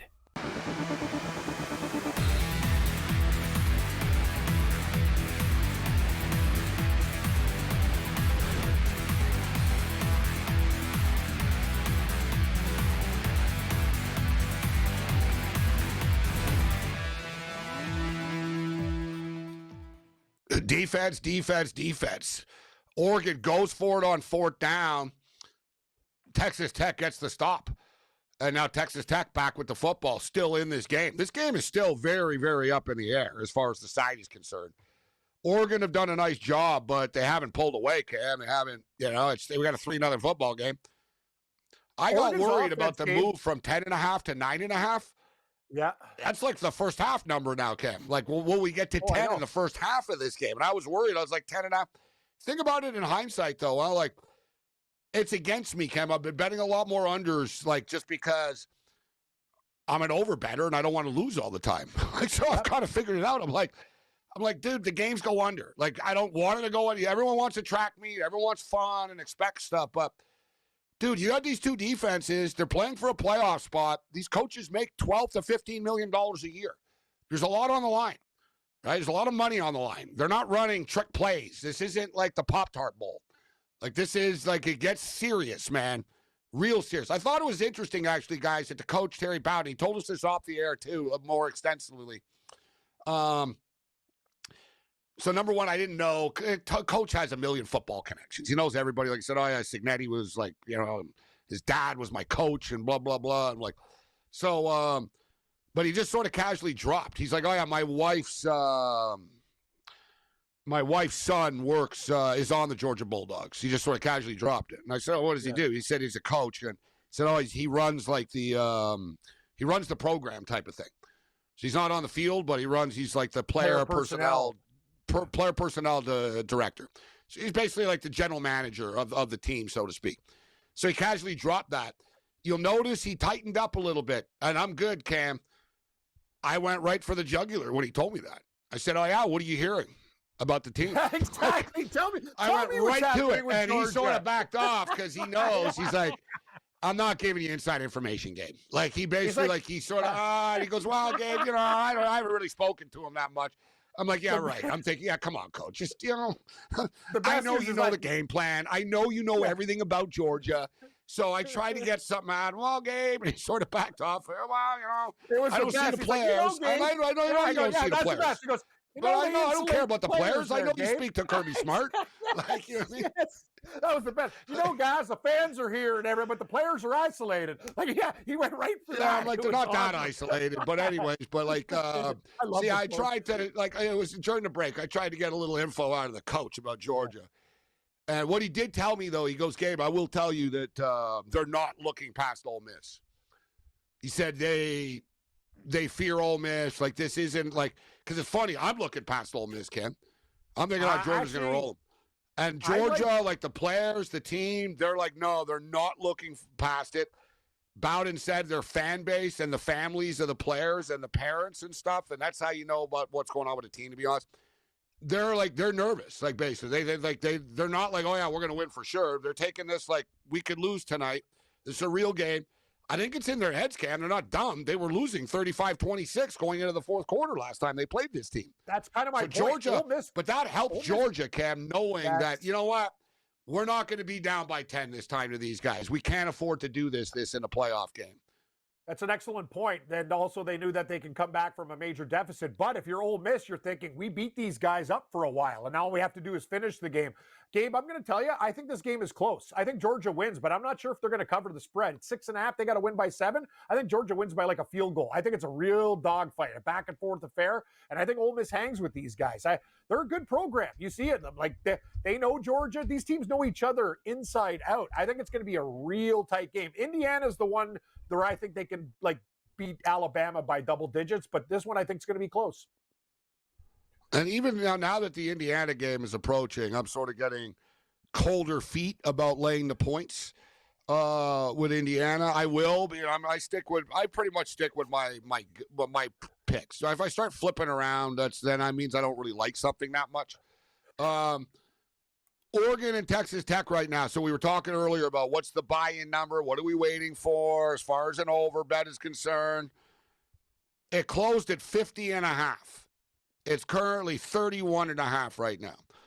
So there's been a 19-point drop from the opening total. We're at a 2-minute warning right now, but the Ducks are now laying 5.5, 31.5. I'm not ready to bite yet, even at 31.5. Like, nothing has really happened. The thing is, my guess is, guys, we'll see what happens here. There might be, I think there might be another field goal here. Maybe Oregon could squeeze out another 3 here and get a 6-0 lead. If I'm Oregon, I'm not overly happy about this. You played well. You've been a better team. Yet look at this. Dante Moore has 150 passing yards. Seriously, he's got 150 passing yards in the first half. Baron Morton's got 32 passing yards. You're winning 3-0 only. Like, you've shut out Texas Tech, who are this potent 42-point-a-game team, yet you're only winning 3-0. Like, you haven't taken control and pulled away. Like, know what it is, Gabe? This game has been exactly the same on every drive. Oregon gets stopped. They get stopped. They just created another turnover. Yes. They just punched the ball loose. Awesome. So now Texas Tech has fumbled, and they've had an interception. So Oregon now on the 22-yard line of Texas Tech, 2nd and 2. The way things are going, I don't think they'll score a touchdown. Like, I think Texas Tech will stop them and hold them to a field goal, and they just stuffed them on the 2nd and 2 here. So it's probably going to be 6-0 at the half. There will be adjustments made. And it's not so much like, Peyton Manning laughed at halftime adjustments, and he said, you know what people do at halftime of a football game? They go to the bathroom. Like he said, Peyton Manning, and Manning would know a thing or two, right? Manning said the funniest and stupidest things he hears during games all the time is analysts and announcers saying, oh, they're going to make some halftime adjustments. And Manning said, I was in the NFL for 20 years. And he said, not once did I ever make a halftime adjustment in my life. It was pretty crazy that he said that. That's awesome. He said, you know what you do at halftime? He goes, you go into the room, you go to the bathroom, you eat an orange, and halftime is over, and you walk back out onto the field. That's what he said. He said, basically, he said nobody talks to anybody. There's no speeches. There's no anything. He said everyone goes to the bathroom, is cold, puts on a new undershirt because their shirt is wet, and then they go back out. There's no oh yeah, we're gonna change this, guys. The coaches are adjusting as the game goes on, but there's no halftime magic,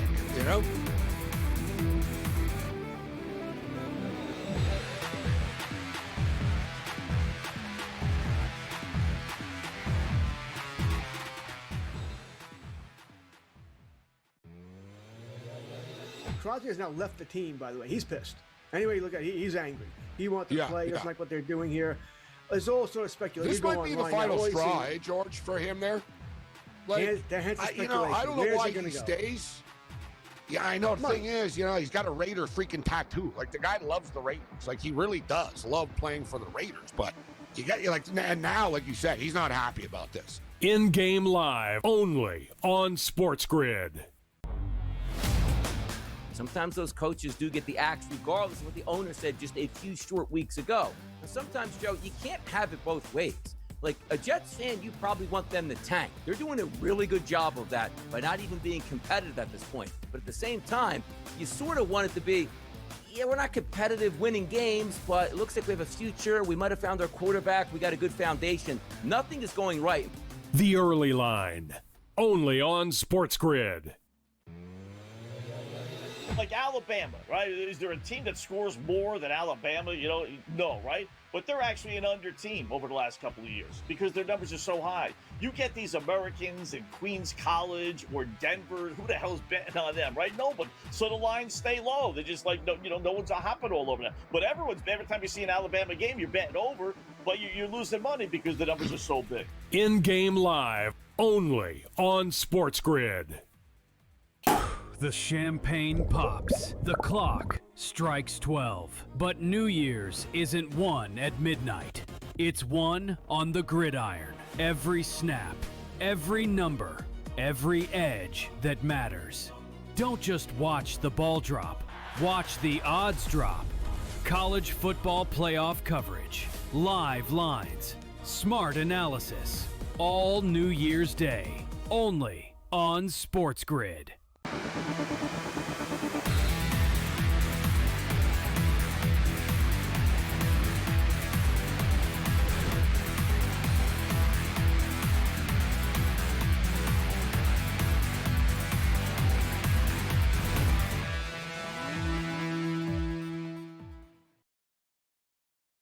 In-game live continues. New Year's Day edition of the program. I'm Gabriel Morency, Cam Stewart in the house. Our boy Dave Delano going to step up in a couple of minutes. Dave normally joins us on Sunday night football for the pregame show. He'll step up and in. We'll talk some college and more. There's, it's a busy day actually for a New Year's Day. in sports today. All the leagues are in action. We'll touch base with some games later on. But right now it's 6-0. Oregon's up 6-0. Texas Tech have the ball right now. They got $1:33 to do something here. It's a big drive for them, right? Oregon have kind of dominated this game, but it's only 6-0. So Texas Tech scores, 7-6, and suddenly everything is fine. But Texas Tech need to be careful. Like, they're getting into this, like, they get down 13-0. The Ducks are just going to run the ball down your throat for the rest of the game, and they're good at doing it. The Ducks can run the ball, and they got 3 running backs. Like, you talked about Morton being a little rattled. Texas Tech's offense is a little rattled as a whole. It's one thing as well, too, like, I think that, I talked about it, Kevin. I really liked Oregon in this football game. That was nearly an interception because of the experience. This is the biggest game that these kids have played in their lives. Like, if you're on Texas Tech, this is by far, point blank, the biggest game that you played in your life. If you're on the Oregon Ducks, it's a big game, but is it bigger than last year's Rose Bowl that you were in against Ohio State? No, you know what I mean? Is it as big as going into Penn State on a Saturday night and putting your undefeated, you know what I mean? Like, they played, the Oregon Ducks have been in a lot of big games. Like, they go into Michigan. They go into, like, they play a big game every week almost, Oregon. Texas Tech don't. I respect the Big 12. So I'm not dissing the Big 12. It's a good conference, but it's not a great conference. It's a, you know what I mean? I'm in the minority. I think the ACC is better than the Big 12. And it is. The Big 12 has a bunch of good teams, but not great teams. But they're all good, but they're not great, right? Look how the ACC's done, Gabe, in the polls. Miami, 9.5-point dogs, outright win. Virginia was a 4.5-point pooch, outright win. Duke wins their bowl game. Like, the ACC is rolling. Pretty damn good. Yeah, they're rolling hard. I think they're 6-3. They're 5-3 or something, 5-2 in the bowls. Well. So the ACC's represented themselves, and you look at Miami, who weren't even the ACC champs, and they went into Texas A&M. They beat Texas A&M, and they play the Big Ten champs. They play, not the Big Ten champs, but the defending national champs. Ohio State didn't win the Big Ten this year, but, like, that's, like, goes to show how good the Big Ten is. Like, you got the Ohio State Buckeyes, the defending national champions, who lost one game this year, and they didn't even win their conference. Like, that's how good the Big Ten is. Like, there's levels to this stuff. The Oregon Big Ten is a lot better than the Big 12, and the Oregon Ducks are a lot better than Texas Tech are. Like, I guess the way of putting it is, Cam, I'm going to think of Brock Lesnar said this about Frank Mir. Frank Mir lifted a bunch of weights and stuff and got bigger. And Brock Lesnar said to him, he goes, I saw you do your little video there where you're pumping 400 pounds and stuff. He goes, good for you. He goes, I'm proud that you've learned to lift weights, Frank. And he goes, so you've been pumping weights? He goes, you've been doing that for 6 weeks at that weight. I've been doing it my whole life. He goes, you think it's going to help you? Right? And he goes, we might be the same weight, but we're not the same weight. We're not the same strength. And sort of thing. It's like, yeah, we both might be 12-1, Cam, but Oregon's a thicker 12-1. Like, you know what I mean? They are. Oregon's like a better 12-1. They're a better program. They have the pedigree. Like I said, this is Texas Tech's first year. Nobody just comes out of nowhere, Cam, and wins. Listen, it's only 6-0 right now, but I'm just stating that I think the Ducks are just the better team. They're playing like it. The thing is, Texas Tech's D's been keeping it in the game. Their offense looks absolutely, like, confused out there. That's why I asked the coach, Gabe. I'm looking at Morton. Yeah, Texas Tech just went 3 and out again, guys. Yeah, they just went 3 and out. Like, you see Morton in that, you're saying every ball he throws is almost intercepted. They're like, Oregon's all over them. Like, they're reading the play. They see it coming from a mile away. They're going to have to make some adjustments. Like, we dig down deeper. You get into NFL draft picks and stuff like that. That's why Miami won last night. Like, people criticize, Mario Cristobal, and Miami. Like, okay, well, whatever. You don't really know, like, do you know, like, the players that they have on their team? Like, Miami have arguably the best offensive line in college football. They have arguably the best defensive line in college football. Newsflash. You win a lot of football games when your offensive line is the best and your defensive line is the best. That's why they just beat Texas A&M and the Ohio State Buckeyes. And I'll tell you what, Miami will get dismissed in their next game, too. People will not believe in them. People will be like, they can't beat Georgia or Ole Miss. They won't be able to beat them.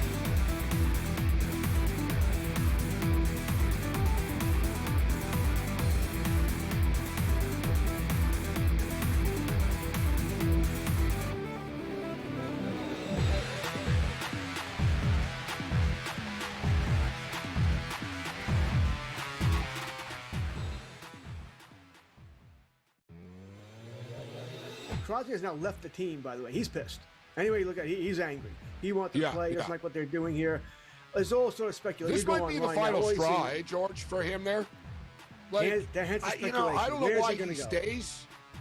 Yeah, I know. The thing is, he's got a Raider freaking tattoo. Like, the guy loves the Raiders. Like, he really does love playing for the Raiders. But and now, like you said, he's not happy about this. In-game live, only on SportsGrid.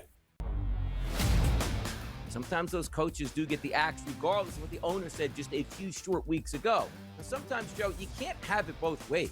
Like a Jets fan, you probably want them to tank. They're doing a really good job of that by not even being competitive at this point. But at the same time, you sort of want it to be, we're not competitive winning games, but it looks like we have a future. We might have found our quarterback. We got a good foundation. Nothing is going right. The Early Line, only on SportsGrid. Like Alabama, right? Is there a team that scores more than Alabama? No, right? But they're actually an under team over the last couple of years because their numbers are so high. You get these Americans in Queens College or Denver. Who the hell's betting on them, right? Nobody. So the lines stay low. They're just like, no one's hopping all over them. But every time you see an Alabama game, you're betting over, but you're losing money because the numbers are so big. In-game live, only on SportsGrid. The champagne pops. The clock strikes 12. But New Year's isn't won at midnight. It's won on the gridiron. Every snap, every number, every edge that matters. Don't just watch the ball drop. Watch the odds drop. College football playoff coverage. Live lines. Smart analysis. All New Year's Day. Only on SportsGrid.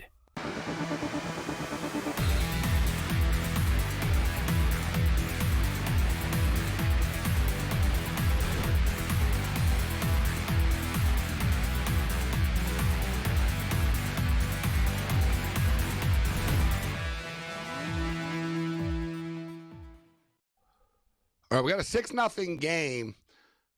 Oregon looked like they were going to get in the field goal range here. They were moving the ball down the field.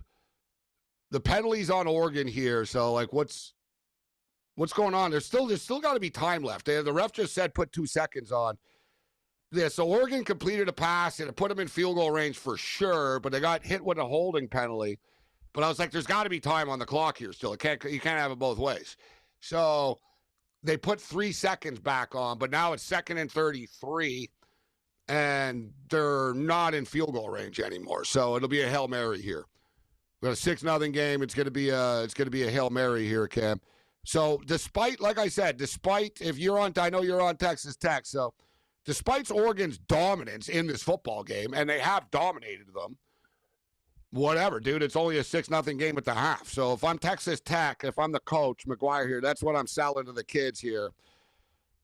We said there's no adjustments, but there'll be a couple of words said, obviously. Like, okay, on the sideline even, we're in this. We're not overwhelmed. We just, we took their best shot, and it's only 6-0 right now. And if I'm the Ducks, like I said, I'm not overly happy about this, Cam. They dominated. They're only up 6-0.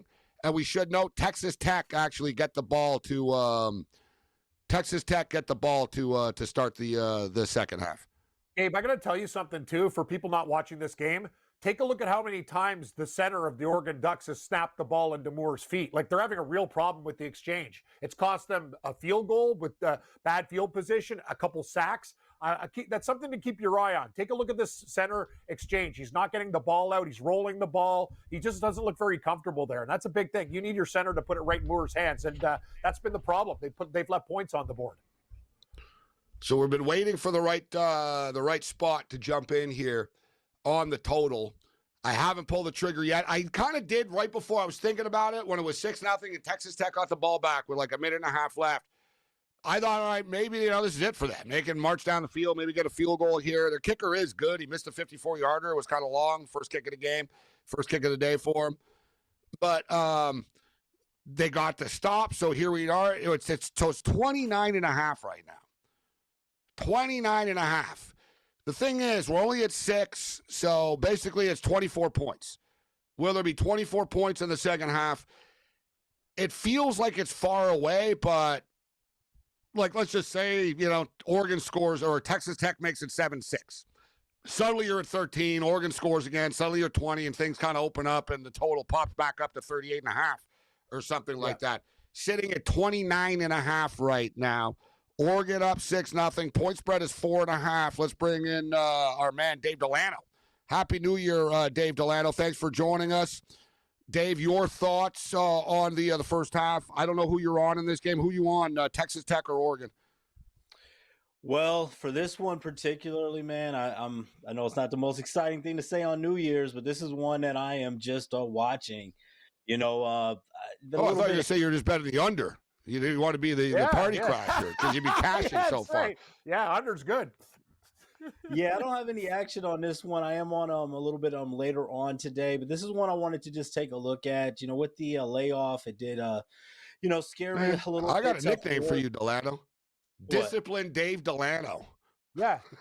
Triple D. I don't Discipline like Dave. Discipline Dave. New Year's Day, got the first college football playoff game, and Dave's got the patience, Cam, and the discipline, the pass on the game. It's the total opposite to me. I see something that moves, I bet on it, like Mo Sislak from The Simpsons said, hey, Homer, if it moves, you can bet on it. Me and Gabe, we bet on everything, Dave. No discipline here.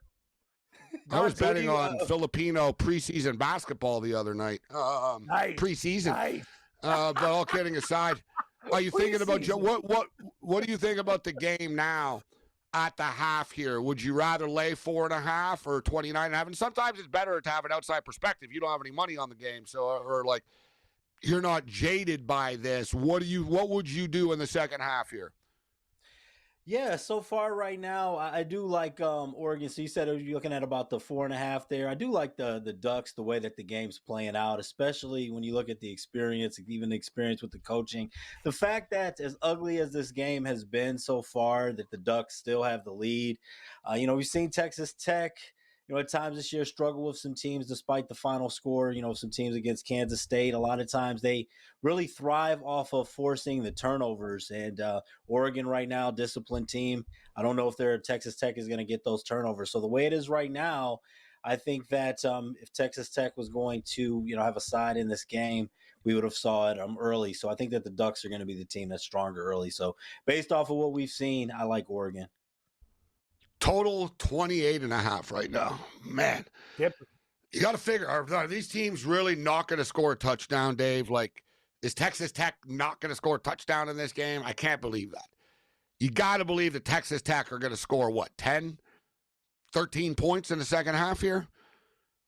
You would figure, right, that Morton, you talked about it, about the coach. That's a big difference. Lanning, it's not easy coaching these playoff games your first time. Lanning has that experience. McGuire doesn't.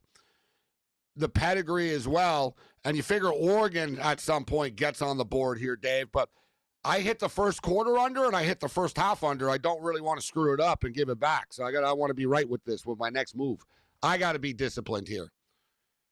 If Oregon, though, does get up and expands this lead a bit, that Texas Tech's going to have to definitely be aggressive with points being so hard to come by, which could definitely help the over, even if they don't convert, setting up a short field on the other way. So I think if the Ducks can get this to maybe 13-0, I think if Oregon scores first, I think that's going to be better for the over personally. I think if we get a Tech score, this game may lean more towards the under. I'll tell you one thing, Dave. Like Gabe and I talked about it. Morton looks shaky. So if Oregon goes up 13-0, he might just try to get too aggressive, and that's a recipe for disaster against that defense. Exactly. Turnovers, pick sixes, points. They got to stay within a possession. That's the key. They get the ball to start the second half. So this is a massive drive for them. It's kind of not going to be the game, but it kind of is. But how about this, guys? Time of possession. Oregon, 21 minutes to Texas Tech 7. 21-26 to 7:57. That's unbelievable. Texas Tech had the ball for less than 8 minutes in the first half. Like, they're lucky they're not down 21-0. That it's only 6-0 is crazy. So, and Oregon's had this problem, Dave, too. You know this. You just talked about it. Texas Tech, for all their flash, 42 points a game, but they racked up a bunch of points in a few games, right? And they did settle for a lot of turnovers. Their red zone offense is not great, Texas Tech. And you can say the same thing with the Oregon Ducks, and I've pretty much watched every Oregon Duck game this year, Dave. they settle for a lot of field goals as well, this Duck team. So I'm not surprised that this is a slugfest.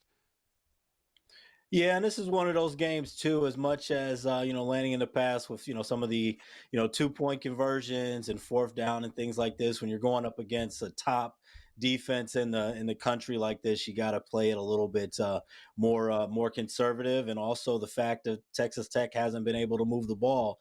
Why give them good field position? We saw that yesterday with Miami and Ohio State early. There were some situations where in a high scoring track meet, maybe you would have thought the Hurricanes should go for it, but they punted. They trusted their defense.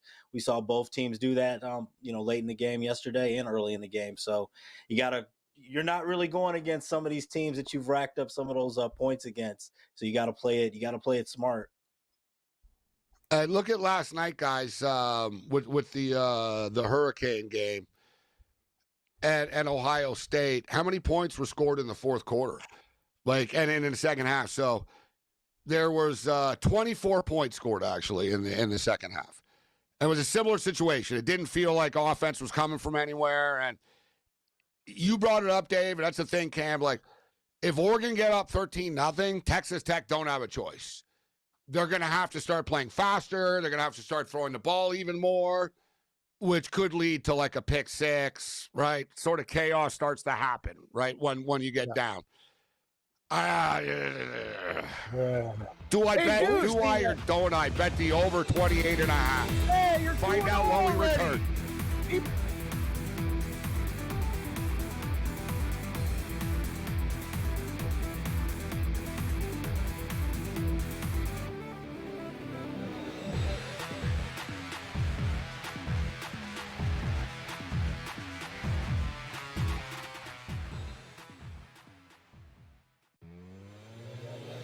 Crosby has now left the team, by the way. He's pissed.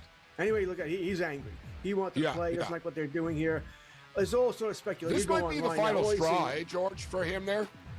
I don't know why he stays.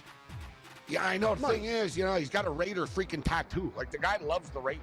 He really does love playing for the Raiders. But and now, like you said, he's not happy about this. In-game live, only on SportsGrid. Sometimes those coaches do get the axe regardless of what the owner said just a few short weeks ago. And sometimes, Joe, you can't have it both ways. A Jets fan, you probably want them to tank. They're doing a really good job of that by not even being competitive at this point. But at the same time, you sort of want it to be, we're not competitive winning games, but it looks like we have a future. We might have found our quarterback. We got a good foundation. Nothing is going right. The Early Line, only on SportsGrid. Like Alabama, right? Is there a team that scores more than Alabama? No, right? But they're actually an under team over the last couple of years because their numbers are so high. You get these Americans in Queens College or Denver. Who the hell's betting on them, right? Nobody. So the lines stay low. They're just no one's hopping all over them. But every time you see an Alabama game, you're betting over, but you're losing money because the numbers are so big. In-game live, only on SportsGrid. The champagne pops. The clock strikes 12. But New Year's isn't won at midnight. It's won on the gridiron. Every snap, every number, every edge that matters. Don't just watch the ball drop. Watch the odds drop. College football playoff coverage. Live lines. Smart analysis. All New Year's Day. Only on SportsGrid.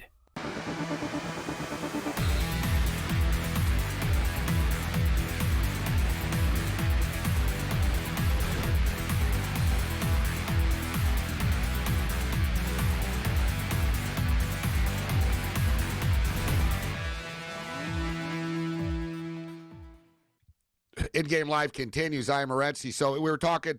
So last night, guys, it was low. It was 14-0 at the half. So it was a little higher score, but they ended up with 24 points. 24 points in the second half will get us here. Is this game, what's your final score, Cam, here? It's 6-0 right now. I'm going to say that Oregon has to score at least one damn touchdown in this game. So let's say Oregon scores another touchdown and 2 field goals. I got 13 more coming from Oregon. That would get them to 19. And can Can Texas Tech give us 10 points in this game? 2 touchdowns. I say they with do. The six, I'm going in. 20. I'm going in. So what's your final score? 20-14? Quack, quack, quack, duck? 2014? Yeah, I think it'll. I don't know. It's 6-0. No, it's 13, 19. 23-17? 22. I think it gets there. I think it gets to over 30. It's 29.5. It gets to 30. I'm going to say it ends up 22-10 or 22-14 for Oregon. So that'll get us into the 30s. I'm going to go over the 28.5. I'm going to go 22-7. So over 28.5. The squeeze is over, Dave. He gets there by half a point, Dave. You agree, eh? See, Oh, it's burning. It's burning. I need it to be with 22. 20. 20, like, this is one of these deals. I'm not going to give it all back. I won in the first half. I played first quarter under and first half under. So instead of the old me would put it all. Well, okay, no. I'll put in the same unit that I did. So smart, systematic, sort of like me and Cam talked about. You got to stay in your lane. I got out of my lane a little bit too much. You know, I got a little bit too crazy.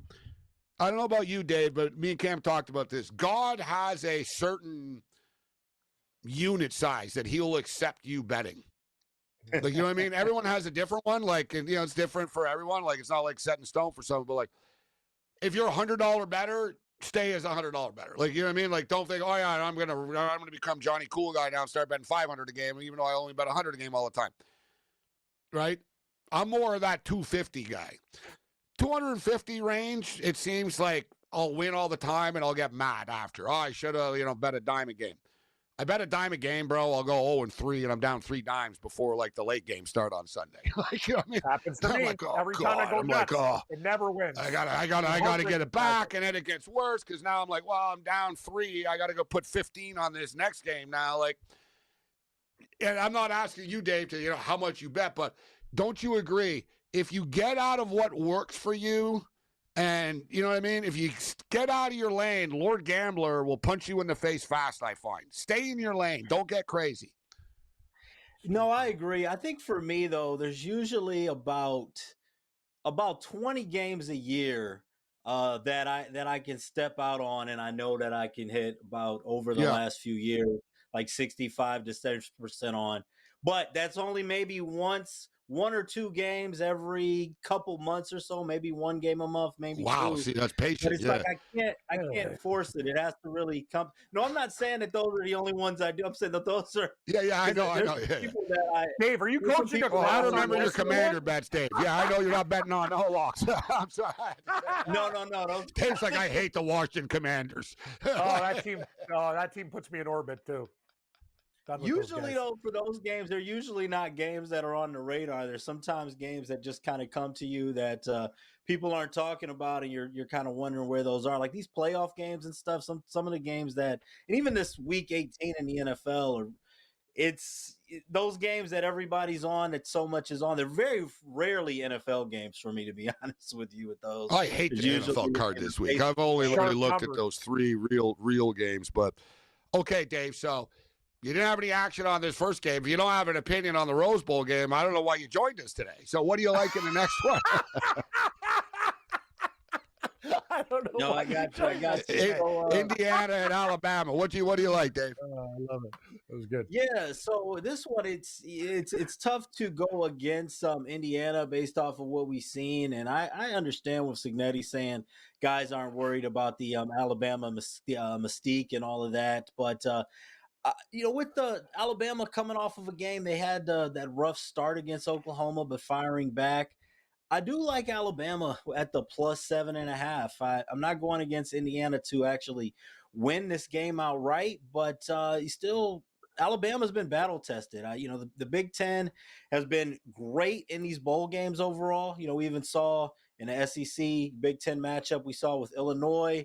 We saw Iowa handle business. So obviously, top to bottom, the Big Ten has looked strong, but still, the SEC's had that playoff feel for so long with Alabama. And I think that this is going to be a tough game. I think it's going to be a slugfest. No, I like your style. Alabama. You like the under? I like Indiana to win, guys, but I admit I got cold feet. I went from Indiana are going to smash them to wow, you're giving Alabama 7 points? I said this earlier, Dave, in the day. I said that people are almost talking about Alabama like they're Tulane or JMU, like they're dismissed. Mm-hmm. Nobody, said, oh, yeah, they're going to win the championship. No, like I said, it's weird that Alabama can actually really sell themselves as an underdog, but they are, for real. If you're DeBoer, you can sell this. No one believes in us, guys. People think we're going to lose. People don't think we have a chance of winning. It really is amazing to see, Dave, that nobody believes in Alabama. And this is an interesting situation for Indiana now, getting these many points against Alabama. I know that Cignetti said he has ways to humble them, but this is still new territory. They're used to playing that underdog role. They weren't in this situation against Ohio State. And I heard you, Cam. I would lean with the under. I mean, at this point, too, even that first half under, I mean, if it's not broke, I mean, Gabe mentioned 24-11 in these first half unders, only because there's always a possibility with overtime and things. But yeah, I do lean under in this game, and I do like the the first half under as well. I'll ask you guys right now. I don't know if you see the halftime show. No. I'm choking. You could offer me $100 million, and I don't know who this band is. I have no idea. No, I know, we know, me, you know music. I'm looking at the lead singer going, who thank God, right, they just put it up. So they actually, you know what? I know the band now that I see their name, but I've never. Yeah, it's na na na na, Seven's Charmed Life. Yeah, it's all right. That song, do do do.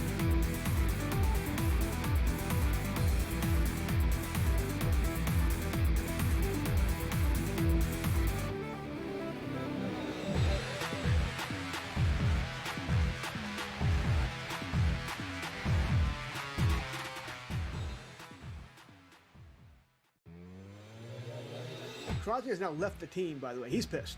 Anyway, you look at it, he's angry. He wants to play. He doesn't like what they're doing here. It's all sort of speculation. This might be the final straw, George, for him there. I don't know why he stays. Yeah, I know. The thing is, he's got a Raider freaking tattoo. The guy loves the Raiders. He really does love playing for the Raiders. But and now, like you said, he's not happy about this. In-game live, only on SportsGrid. Sometimes those coaches do get the axe regardless of what the owner said just a few short weeks ago. And sometimes, Joe, you can't have it both ways. A Jets fan, you probably want them to tank. They're doing a really good job of that by not even being competitive at this point. But at the same time, you sort of want it to be, yeah, we're not competitive winning games, but it looks like we have a future. We might have found our quarterback. We got a good foundation. Nothing is going right. The Early Line, only on SportsGrid. Alabama, right? Is there a team that scores more than Alabama? No, right? But they're actually an under team over the last couple of years because their numbers are so high. You get these Americans in Queens College or Denver. Who the hell's betting on them, right? No, but so the lines stay low. They're just no one's hopping all over them. But every time you see an Alabama game, you're betting over, but you're losing money because the numbers are so big. In-game live, only on SportsGrid. The champagne pops. The clock strikes 12. But New Year's isn't won at midnight. It's won on the gridiron. Every snap, every number, every edge that matters. Don't just watch the ball drop. Watch the odds drop. College football playoff coverage. Live lines. Smart analysis. All New Year's Day. Only on SportsGrid.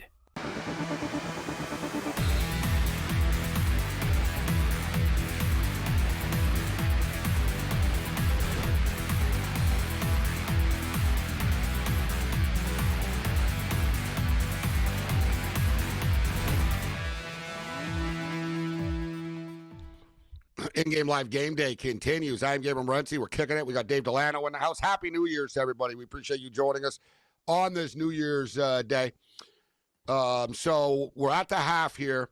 I got the play in. We went over 28.5. So we're not going crazy, but so it's not the lock of the century or anything like that. We're not all in. We're being disciplined because we just talked about learning our lesson and staying in our lane. It's one of those deals, guys. I've always preached for years, Dave and Cam. And Cam knows this. He's heard me say it all the time. But all that cheesy stuff. It's a marathon. It's not a sprint. And they're with the early bowl games. And normally, I've had a lot of bad times over the years with these early bowl games, right? I'm sure I've had, I went too crazy on a Liberty Bowl, or like, what was I thinking, putting, this much on Akron or Toledo or in a bowl game or whatnot. This year, it was bad. I started off the bowls like 15-5, and it went to my head. I was like, wow, I'm winning every bowl game. I bet I pretty much win. So I'm like, I better increase the unit size. And then suddenly I just sort of had that's the problem, guys. When you raise, if you get crazy, it doesn't take much for a disaster to happen, right? Like years ago, once I bet $5,000 a game. And I was younger and stupider and crazier and stuff. And dude, I lost 4 games in a row. It was like $20K. That's crazy. Literally in a 3.5 hour span. And I even remember the games, Cam. It was the Richmond Spider. I lost on the FCS championship game. I lost on a UConn basketball game. Not even massive game. It was one of those wow, I'm down $20K in a Saturday afternoon because I just lost 4 games only. That's not, you don't want to live like that, guys. That's a bad way to live. If you're they gave you 4 losses away from, and this isn't money too. This was bookie days and stuff too. So it's oh God, this is just a nightmare, right? Then you got to try to get out of it, and then you dig yourself, and then the crazy train, Aussie crazy train begins. Don't get on that crazy train, guys. Don't believe people on X when you see, oh look, I made $180,000 tonight. They're lying. Yes, they're lying. They're all fake posts, fake bets, and all that type of crap. So Dave Delano with us. Dave, so you're going with Bama plus the points, looking at the under as well. Should be a smash mouth game. We'll feel it out in-game here. But I think tonight Sugar Bowl should be a track meet tonight indoors in New Orleans. What do you think about the Sugar Bowl?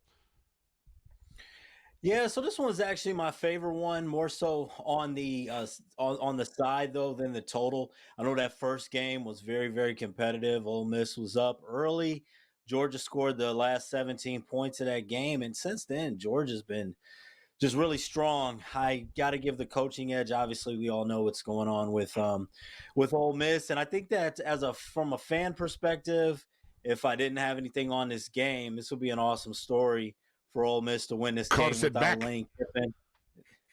I was going to say, awesome story, though, is Carson Beck versus Georgia, who didn't want him. And he left Georgia. So there's a storyline. But or Mississippi somehow wins, without Lane Kiffin.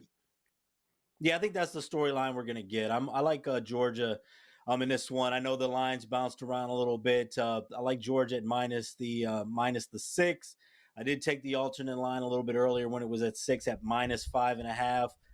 Only thing with that 6.5, I think that they're going to probably win this game by double digits, but there's always, possibility for overtime and things with that 6. But I think Ole Miss has been a good story, but that game was so close the first time. Georgia right now is only getting better, and there's a substantial advantage I don't think both teams can score, but there's a substantial advantage on the defensive side of the ball for Georgia.